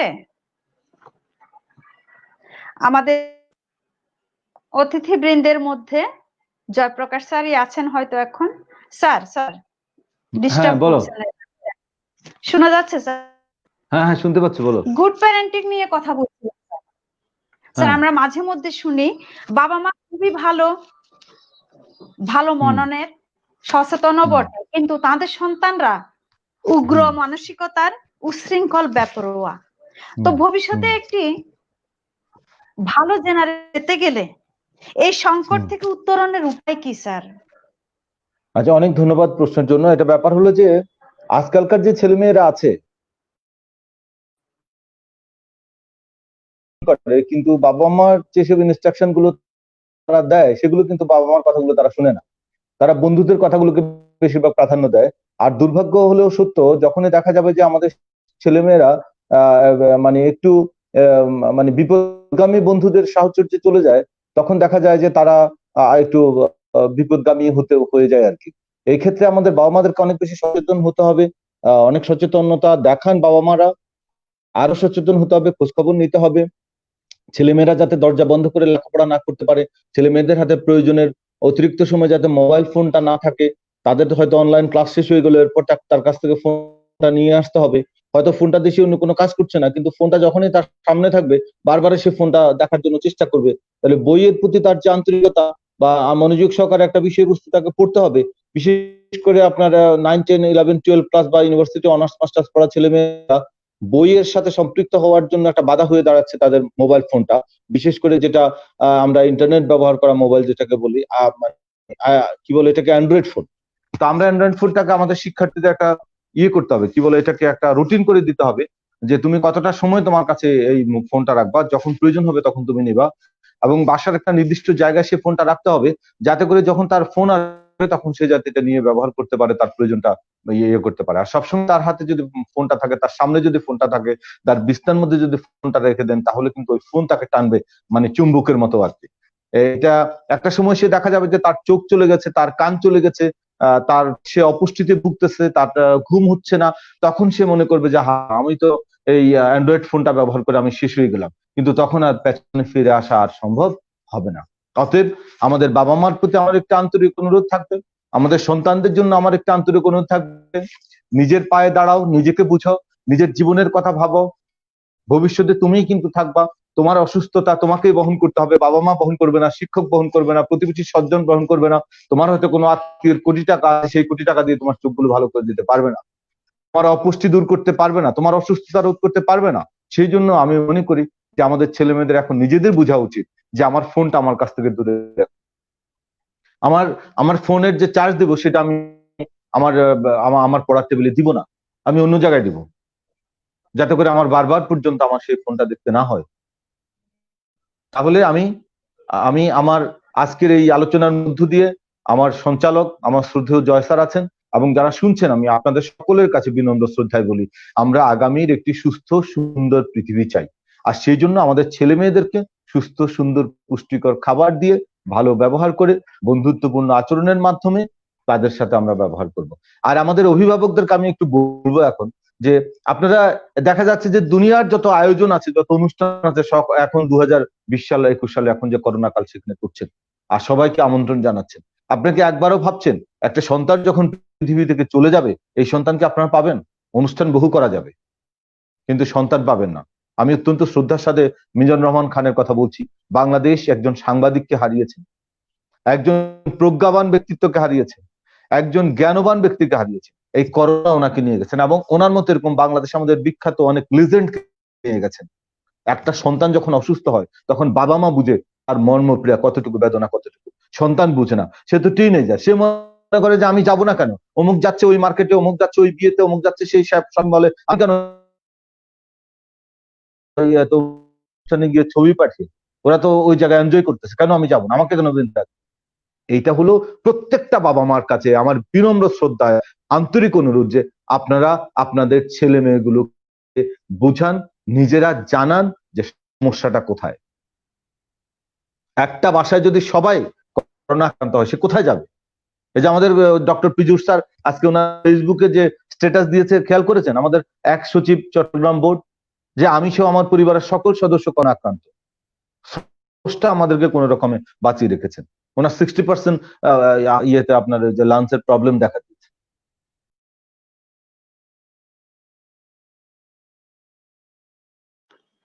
আচ্ছা, স্যারও বিচ্ছিন্ন হয়ে গেলেন, তুলে আনছিলেন অনেকগুলো বাস্তবধর্মী কথা। অনেক দর্শক আমাদেরকে কমেন্ট বক্সে লিখছেন, ভালো লাগছে খুব। মোহাম্মদ শাকিব, দিয়াসান, আপনারা লিখে যাচ্ছেন। মুস্তফা আলম সরকার, আমি বিনীতভাবে বলবো স্যার, আপনি যে বিষয়টি আমাদেরকে বললেন, চেষ্টা চালাচ্ছি আমরা সকলে সুন্দরভাবে এটি তুলে ধরার। তো ধন্যবাদ স্যার। আমি জয়প্রকাশ স্যারের কাছে যাই, তার আগে দর্শক বৃন্দের প্রতি অনুরোধ স্যার, অনেক সময় আমরা পার করে দিলাম এই ফাঁকে, আসলে চমৎকার আলোচনা হচ্ছিল, যার কারণে সময় কোন দিক দিয়ে গেল আসলে টেরই পাইনি। আমি আর কিছুক্ষণ আমাদের সাথে থাকার জন্য অনুরোধ জানাচ্ছি, হয়তো বেশিক্ষণ নয়। জয়প্রকাশ স্যার, আপনার কাছে আমার সর্বশেষ। স্যার শুনতে পাচ্ছেন আমাকে? হ্যাঁ হ্যাঁ স্যার, স্যার ধন্যবাদ। জি শুনতে পাচ্ছেন? জি জি জি স্যার শুনতে পাচ্ছি। হ্যাঁ হ্যাঁ, যেটা বললাম যে আমাদের বাবা মাকে অনেক বেশি সচেতন থাকতে হবে যে আমার ছেলেটা, আমার মেয়েটা কোথায় যাচ্ছে, কখন যাচ্ছে, কার সাথে যাচ্ছে, কি করছে, ফিরে আসবে কিনা। আপনারা পৃথিবীর ইতিহাসগুলো দেখেন, বাংলাদেশের ইতিহাসটা দেখেন, আমাদের সন্তানরা একটা জিনিস বুঝে না যে মা বাবা তার ভালোর জন্যই কথা। সেই জায়গাটা আমাদের চলে যেতে হবে। তাদের প্রয়োজনে কোনো জায়গায় যদি একান্তই যেতে হয়, বাবা মার সাথে যাবেন, নিয়ে আসবেন। তাদেরকে পড়ার বইয়ের বাইরের পড়া সাপোর্ট দিতে হবে, গল্পের বই, উপন্যাসের বই বাবা মাকে নিয়ে এসে দিতে হবে, ম্যাগাজিন দিবেন, পত্র পত্রিকা রাখবেন বাসায়, একটা সময় তো তাকে অতিবাহিত করতে হবে। আর আমাদের ছেলে মেয়ের অনেকে আছে যারা বাসায় পেপার আছে, কিন্তু তারা সেই পেপারের দিকে চোখ বোলাচ্ছে না, পত্রিকা প্রচুর ইনফরমেশন থাকে, পড়াশোনার ইনফরমেশন থাকে, পৃথিবী সম্পর্কে খবর থাকে, সেগুলো তাদের জানতো। বা সবগুলো যে আমার ওই অ্যান্ড্রয়েড ফোন নিয়ে বসে বসে যে আমার এখানে অ্যান্ড্রয়েড ফোন আছে, অসুবিধা কোথায়? অসুবিধা আছে, ওইটা আপনাকে ঘাড় বাঁকা করে দিবে, ওইটা আমার মেরুদণ্ড বাঁকা করে দিবে, ওইটা আপনাকে অসুস্থ করবে, ওইটা আপনাকে ইয়ে করবে, আপনার এই যে কি বলে এটাকে, খাবার প্রতি যে ইচ্ছাটা থাকে সেটা নষ্ট করে দেবে। তাহলে আপনি যদি রাত 12টা 1টা 2টা পর্যন্ত টেলিফোন এই যে অ্যান্ড্রয়েড ফোন ব্যবহার করেন, 3টা পর্যন্ত, আপনি সকালে ঘুম থেকে উঠবেন 10টায়, নাস্তা খাবেন 11টায়, দুপুরের খাবার খাবেন বিকাল 5টায়, রাত্রে শুতে যাবেন আবার 3টায়, তো এটা কি আপনার আপনার স্বাস্থ্যের জন্য ভালো? রাতটা তো আমাদেরকে ঘুমানোর জন্য দিয়েছে স্রষ্টা। তো বিশ্রাম কাজের অঙ্গ একসাথে গাথা, নয়নের অংশ যেন নয়নের পাতা। আমার বিশ্রাম সবকিছু একটা ইয়ে করে দিয়েছে। তাহলে তো সূর্য 11টার সময় উঠতো, সকাল 5টা, সোয়া 5টা, 5:30টার সময় সূর্য না উঠে সকাল 11টায় উঠতো। যে উনি যখন ঘুম থেকে দেরি করে উঠছেন, আমি একটু দেরি করে উঠি। পৃথিবী যেভাবে স্রষ্টা তৈরি করেছেন, মহান রাব্বুল আলামিন তৈরি করেছেন, মানুষকে ঠিক একই রকম করে তাকে অনুকরণ অনুসরণ করতে হবে। আর তখনই দেখা যাবে আমরা একটু সুস্থ থাকতে পারবো, সুস্থ থেকে সুস্থ পৃথিবীর সাথে নিজেকে আমরা মানিয়ে নিতে পারবো। আমাদের সকল ছেলে মেয়েদের জন্য আমি একটা কথা বলি, সবসময় বলি, আজও বলি, আমরা থাকবো না পৃথিবীতে, তোমরাই থাকবা। আমরা যে পৃথিবী থেকে চলেও যাই, তোমরা যদি পৃথিবীতে অসুস্থ থাকো, আমরা পৃথিবীর দূরে গেলেও সেখানে আমরা সুস্থ থাকবো না, আমরাও সুস্থ থাকবো, আমরাও সন্তানের চিন্তায় থাকবো। আমাদের সন্তানের প্রতি আমাদের বিনম্র মানে অনুরোধ, মানে আন্তরিক অনুরোধ, যে তোমরা ভালো থাকলে ওই অপরপরে গিয়ে বাবা মা ভালো থাকবে। আর তোমরা যদি এখানে অসুস্থ থাকো, কষ্টে থাকো, বাবা মা দেখবেন। আমরা মনে করি যে আমাদের বাবা মা পৃথিবী থেকে চলে গেছেন মাটির নিচে, আমাদের দেখতেছেন, অবশ্যই দেখতেছেন। স্রষ্টা ওই কাজ করে দিয়েছেন যে তোমার ছেলে মেয়ে কি করছে, কিভাবে আছে তুমি দেখো। আর আমি যদি এখান থেকে আমার বাবা মার জন্য, পরপারে যাওয়া বাবা মার জন্য আশীর্বাদ করি, দোয়া করি, প্রার্থনা করি, ইবাদত করি, স্রষ্টার কাছে কিছু চাই, সেটা কিন্তু উনি সাথে সাথে বাবা মা। আর বাবা মা যে যার যার যেখানে আছে, পৃথিবীর যেখানে আছে, মাটির নিচে থাকুক, যেখানে থাকুক, বাবা মা ওখান থেকে বসে সন্তানের জন্য দোয়া করছে। তাহলে যেই সন্তানের জন্য পৃথিবীর পর গিয়েও বাবা মা দোয়া করে, সেই সন্তানের জন্য পৃথিবী থাকা বাবা মা গুলো দোয়া করছেন, ভালো দিক নির্দেশনা দিচ্ছেন, সেটাকে অ্যাভয়েড করছেন, খারাপ ব্যবহার করছেন, সেটা কি কখনো শোভন? তাহলে আমাদের এই পড়াশোনার দাম কি? আমরা এই ট্রেনিং করি, সেই ট্রেনিং করি, কিন্তু আমি মানুষ হওয়ার মন্ত্রই শিখি নাই, আমি বিনয় শিখে নাই, ভদ্রতা শিখে নাই, ম্যানার শিখে নাই, কথা বলবো কিভাবে সেটা জানি না, পথে চলবো কিভাবে জানি না, একজন রিক্সা চালকের সাথে, একজন পুলিশের সাথে, একজন দোকানদারের সাথে, একজন ট্যাক্সি পুলের সাথে আমার কি আচরণ উচ্চারণ হবে সেটা আমি নিজে জানি না। তাহলে আমার এমএ পাস করে পিএইচডি ডিগ্রি নিয়ে লাভ কি? আমরা আইসিটি শিখে লাভ কি? কোনো লাভ নেই। আমাকে আগে মানুষ হতে হবে, এরপর আমি যে পেশায় থাকি না কেন সেই পেশায় আমার প্রাধান্য থাকবে অনেক বেশি। অনেক ধন্যবাদ। সর্বোপরি অনেক কথা বলে ফেললাম আপনাদের সামনে। ভালো অনেক থাকবেন সবাই। কৃতজ্ঞতা। এবং স্যার এটি বেশি কথা নয়, এই জন্যই কিন্তু আপনাদেরকে এখানে আনা। আপনার মতো একজন স্যার, আমাদের জয়প্রকাশ স্যার, উনাদেরকে কিংবা সাইফুল ইসলাম প্রধান স্যার, উনাদেরকে প্রশ্ন করার মতো, বিশেষ করে আপনাকে আমার এত বড় স্পর্ধা নেই। আপনারা যে অনুপ্রেরণামূলক শিক্ষার্থীদেরকে কিছু উক্তি দিয়ে যান, কথা বলেন, এই বিষয়গুলো সকলের মাঝে ছড়িয়ে দেওয়ার জন্য কিন্তু আপনাদেরকে আজকে আমন্ত্রণ জানানো হয়েছে, কোনো প্রশ্ন করার জন্য নয় sir. Thank you very much. আমি ব্যক্তিগতভাবে অনেক কৃতজ্ঞ আপনাদেরকে। আমি এই পর্যায়ে জয়প্রকাশ স্যারের কাছে যাব, একদম শেষ পর্যায়ে চলে এসেছি। আপনারা সকলে জানেন শিক্ষার আলো আমি একটু বলে শেষ করছি। আমি স্যার আমি একটু বলছি সর্বোপরি, সেটা হলো আমার ওই যে মোস্তফা আলম সরকার স্যার, মাধ্যমিক শিক্ষা অফিসার সীতাকুণ্ড, উনি শত ব্যস্ততার মধ্যেও আমি এবং জয়প্রকাশ স্যার এবং প্রধান স্যারের মতো এই ছোট মানুষগুলোর কিছু কথা শোনার জন্য উনি আমাদের কাছে এসেছেন, সময় দিচ্ছেন, আমরা খুব কৃতজ্ঞ। তারপর জয়প্রকাশ স্যার যদি একটা গানের দুটো লাইন শুনে দেয় আমাদেরকে, তাহলে একটু ভালো হয়। অনেক ধন্যবাদ। শুনবো স্যার, একদম শেষ পর্যায়ে। তার আগে স্যার একটু জয়প্রকাশকে বলবো। জয়প্রকাশ স্যার, শিক্ষারালো.com এক ঝাঁক উদ্যমী কর্মী, সাথে নির্বাহী সম্পাদক এম এ মারুফ সোহেল স্যারের দিক নির্দেশনায় দিনরাত কাজ করে যাচ্ছেন শিক্ষার্থীদের জন্য, শিক্ষকদের জন্য, শিক্ষার জন্য, এবং এই কাজ অব্যাহত থাকবে। আজকে শিক্ষারালো.com এর পক্ষ থেকে আপনি এখানে উপস্থিত হয়েছেন, আপনার অনুভূতিটুকু আমি জানতে চাই, সকলেই জানতে চায়, শুধু আমি না। করেন, অনেক সময় বের করে আপনারা এখানে এসেছেন, তো তার জন্য অনেক কৃতজ্ঞতা জ্ঞাপন করছি। স্যার যদি আপনার অনুভূতিটুকু প্রকাশ করেন। শিক্ষারালো.com একটা প্রতিষ্ঠান শিক্ষা নিয়ে চিন্তা ভাবনা করছে, শিক্ষা বিষয়ক লোকজনদেরকে হাজির করছে, তাদের ভাবটুকু বিনিময় করার সুযোগ করে দিচ্ছে। এটা অনেক বড় একটা পাওয়া। আমার মাথার মধ্যে অনেক কিছুই খেলছে। আমি অনেক কথাগুলো বলতে চেয়েছিলাম, আমাকে আমার শামসুদ্দিন শিশির স্যার সেগুলি বলে দিয়েছেন। আমি বুঝতে পারছি যে আমার মনোকষ্টে, যে মনোকষ্টে আমি ভুগছি, আমার ব্যথায় ব্যথিত আরো একজন মানুষ আছেন যিনি এই ব্যথাগুলো নিয়ে চিন্তা করছেন। তিনি আমার বুকের বোঝাটা হালকা করে দিয়েছেন।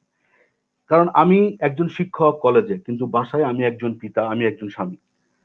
আমি জানি যে আমি দরজা বন্ধ করে এই লাইভ অনুষ্ঠানে অংশগ্রহণ করছি যাতে আমার শব্দটি ওই পারে না যায়।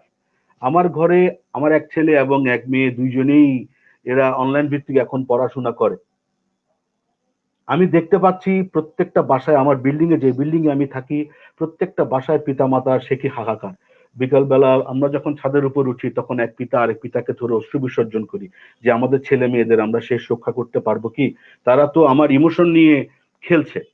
সেটা কিরকম, বিষয়টি হচ্ছে এরকম যে আমার ঘরে আগে ওয়াইফাই ছিল না, আমি ওয়াইফাই রাখিনি, আমাকে অনেক বলা হয়েছে ওয়াইফাই আনো, ওয়াইফাই আনো, কিন্তু আমি আনবো না। আমি মোবাইল ডাটা দিয়ে কাজ করতাম, মোবাইল ডাটার সঙ্গে ল্যাপটপ সংযোগ করে কাজ করতাম। কারণটা কি, মোবাইল আগে আমার হাতে থাকতো। এখন আমার হাত থেকে মোবাইল চলে গেল। কেন চলে গেল? আমার মেয়ে যে প্রতিষ্ঠানে পড়ে সেই প্রতিষ্ঠানে অনলাইন ক্লাসগুলো নেয়, বলেছে অনলাইন ক্লাস উপস্থিত না থাকলে একটা নির্দিষ্ট পরিমাণ টাকা ফাইন করা হবে। আচ্ছা, তার লেখাপড়ার সঙ্গে তাকে সংযুক্ত রাখার জন্য তাকে দিতে হলো। আমার স্ত্রী একটি কলেজে শিক্ষকতা করেন, তার অনলাইন ক্লাস আছে। আমি একটি কলেজে আছি, চিন্তা করলো আমার তো ওয়াইফাই ছাড়া আর চলে না। আমি ওয়াইফাইটি নিলাম, এটা আমার জন্য সাপে বর না হয়ে বরে সাপ হয়ে গেল। আমি ইন্টারনেট বিচ্ছিন্ন ইন্টারনেট সেবা পাচ্ছি বটে, কিন্তু প্রতিনিয়ত একটি বিষয় আমাকে কুড়ে কুড়ে খাচ্ছে যে আমার সন্তানরা কি ইন্টারনেটে অতিমাত্রায় আসক্ত হয়ে পড়ছে। তারা ঘুম থেকে উঠে ইন্টারনেট, ঘুমোতে যাওয়ার আগে ইন্টারনেট, সম্ভবত ঘুমিয়ে ঘুমিয়ে ইন্টারনেট চালায়। এটা শুধু আমি জয়প্রকাশ দে একা বাস্তবতা নয়, আমার মতো যারা পিতা আছেন, যারা অভিভাবক আছে, প্রত্যেকের ঘরে ঘরে এই সমস্যাটি। আমি তাদেরকে যতই বোঝাই, বাবা তোমার বন্ধুদের সঙ্গে এই টু মার্ক একটা ছবি না দিলে তোমার কিচ্ছু যাবে আসবে না। মোবাইলে যখন তুমি ইউজ করছো, ওকে ফাইন, তুমি ওখানে আইএলটিএস এর যে পড়াগুলো আছে সেটা একটু একটা প্রশ্ন সলভ করো না। মোবাইলে যখন তুমি ব্যবহার করবে, ঠিক আছে, তুমি শিক্ষক বাতায়নে ঢুকো, নবম শ্রেণীতে যাও, বাণিজ্য বিভাগে যাও, দেখো তোমার এখানে তোমার উপযোগী কোনো কন্টেন্ট সেখানে আছে কিনা, তুমি একটু সেটা দেখার তুমি চেষ্টা করো। তুমি চেষ্টা করলে আশা করি পারবে, কিছু খুঁজে বের করো। এই যে আমার আমার যে সর্বক্ষণ একটা দুশ্চিন্তার জায়গাটা শুধু আমার না, আমি জানি। ছোট্ট একটা উদাহরণ দিয়ে, এটা যদিও শুনলে একটু রসিকতার মতো মনে হবে, আমার নিচের যে দোকান, সেই দোকানে ব্লাড প্রেশারের ওষুধের বিক্রি বেড়ে গেছে। কারণ আমাদের বিল্ডিং এ প্রচুর পরিমাণ স্কুল গোয়িং ছেলে পিলে থাকে, প্রত্যেকের হাতে একটি করে অ্যান্ড্রয়েড মোবাইল, এবং এই অ্যান্ড্রয়েড মোবাইলের ইউজ হচ্ছে না, অ্যাবিউজ হচ্ছে, তার চিন্তায় প্রত্যেকটা অভিভাবকের এখন রক্তচাপ ঊর্ধ্বগতির দিকে। সুতরাং শিক্ষাআলো.com অন্তত আমার মতো একজন দুশ্চিন্তাগ্রস্ত পিতার মনোভাবটাকে যে সবার মধ্যে ছড়িয়ে দিতে পারছে, আমি জানি না কোনো ছাত্র এখানে যুক্ত আছে কিনা। যদি থাকে তাদেরকে আমি বলবো, দয়া করে বাবা মার আবেগ অনুভূতি নিয়ে তোমরা কোনো ভুল ফায়দা উঠাবে না। আর শিক্ষাআলো.com এর যিনি প্রধান এম এ মারুফ সোহেল, নির্বাহী সম্পাদক, তাকে আমি ধন্যবাদ জানাই আমার মতো অতি অভাজন ব্যক্তিকে এই অনুষ্ঠানে এনে আমার ভাবটুকু আপনাদের মধ্যে বিনিময় করে দেওয়ার সুযোগ করে দেওয়ার জন্য। আমি একটু করে বলি, আমি 2016 থেকে 2012-13 সাল থেকে আমি চট্টগ্রাম টিটি কলেজের ছাত্র, বিভিন্ন ট্রেনিং গুলো করেছি শামসুদ্দিন শিশিরের কাছ থেকে। উনি যতবারই আমাকে শ্রদ্ধেয় জয় স্যার বলেন, আমি ততবারই ইচ্ছা করি, হে ধরনের তুমি দিদা হও, আমি মাটিতে গমন করি। উনি আমাকে শ্রদ্ধেয় বলবেন কেন, উনি আমাকে ওনার স্নেহধন্য জয় বলবেন। ক্লাসে দেখা হলে বলেন দুষ্টু ছেলে, আর এখানে হলে বলছেন শ্রদ্ধেয় জয় স্যার, এর অসাধারণ বিনয় স্যার, আমি নতুন করে আপনার কাছ থেকে শিখলাম। আমি আবারও ধন্য, আমি কোন কল্পনা করি নাই আমি শামসুদ্দিন স্যারের সঙ্গে এক প্ল্যাটফর্মে শিক্ষা সংক্রান্ত নিয়ে কথা বলবো। আমার তো জানার অনেক কিছু আছে, আমি এখনো জানার চেষ্টা করি। স্যারের একটা কথা আমার অসাধারণ লেগেছে, করোনা কালটাকে সাপে বর করো, সাপে বর করো। আমি এখন বিভিন্ন অনলাইন কোর্স গুলো করে করে আমি এখন সার্টিফিকেট গুলো জানার চেষ্টা করছি। ছোট্ট একটা কথা বলি, মাইক্রোসফট ওয়ার্ডের যখন আমি মুক্ত পাঠে কোর্সটা করতে গেলাম, দেখলাম ওখানে এমন অনেক অনেক জিনিস আছে যেগুলো আমি আগে কখনোই জানতাম না, এই কোর্সটা করার পরে জেনেছি। সুতরাং এই এই যে প্ল্যাটফর্মটা পেলাম, এই প্ল্যাটফর্ম থেকে আমি সবাইকে অনুরোধ করছি, সমস্ত শিক্ষককে, সমস্ত অভিভাবককে, এখানে যারা শিক্ষক হিসাবে আছেন তারা কিন্তু এক একজন অভিভাবক। আমি আমার ছেলেকে বলি, এখন তারা কতটুকু করে সেটা পরে বোঝা যাবে।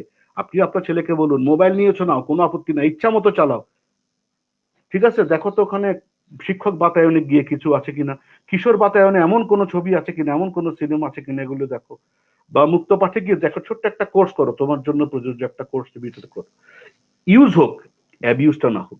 আমি শিক্ষার আলো .com এই প্রতিষ্ঠানটিকে, প্ল্যাটফর্মটিকে আমি ধন্যবাদ জানাই, অন্তঃস্থল থেকে কৃতজ্ঞতা জানাই। সর্বদি ম্যাডাম, আপনাকেও কৃতজ্ঞতা জানাই। আপনি আমাকে এখানে ওনাদের পক্ষ থেকে আমন্ত্রণ জানিয়েছেন, উৎসাহিত করেছেন এই টক শোতে অংশ নেওয়ার জন্য।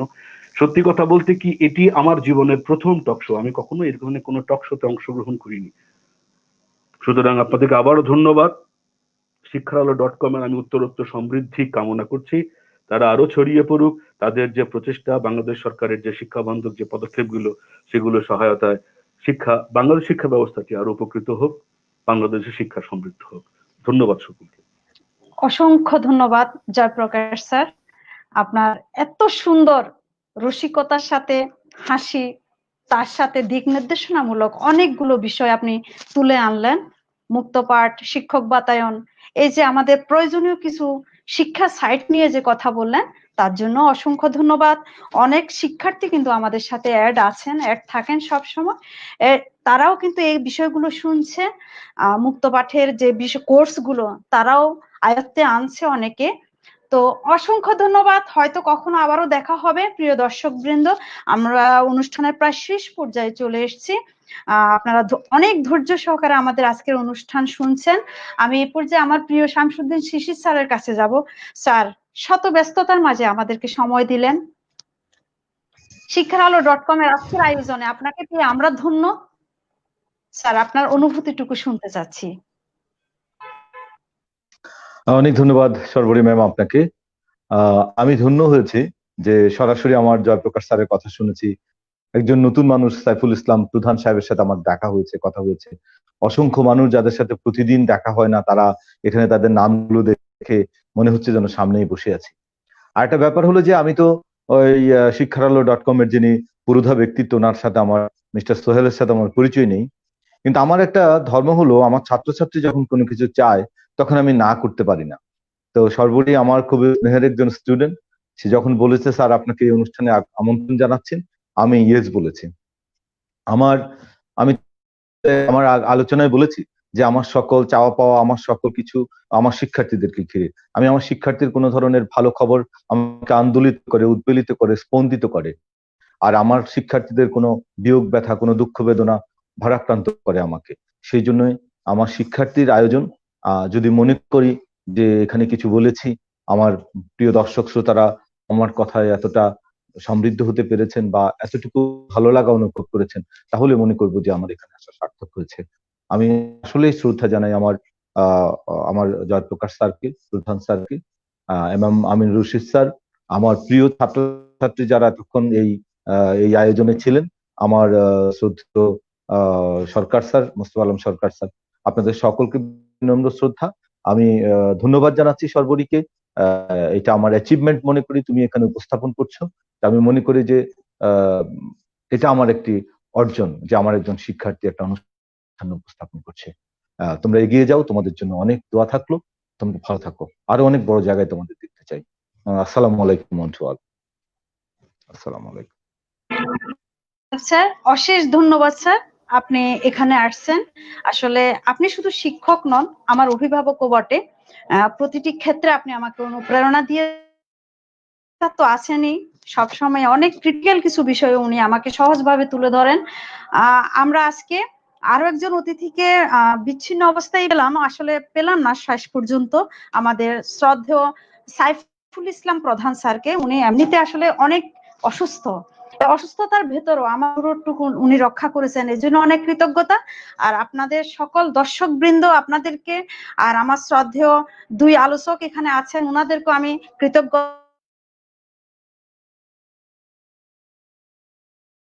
সবাই যুদ্ধ করে যাচ্ছি, ৭১-এর মুক্তিযুদ্ধে জেতা বাঙালি হাঁটতে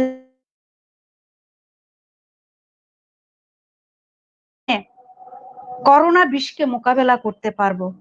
আমাদের এই আজকের লাইভ টক শো শুভ হোক আপনাদের সকলের। জয় হোক শিক্ষার আলো .com এর। মানবিক ভাবনাদের ভুল ত্রুটি দৃষ্টিতে দেখবেন, সবাই স্ব স্ব স্থানে সুস্থ থাকুন, সচেতন থাকুন। অসংখ্য ধন্যবাদ আপনাদের সবাইকে। আদাব, নমস্কার।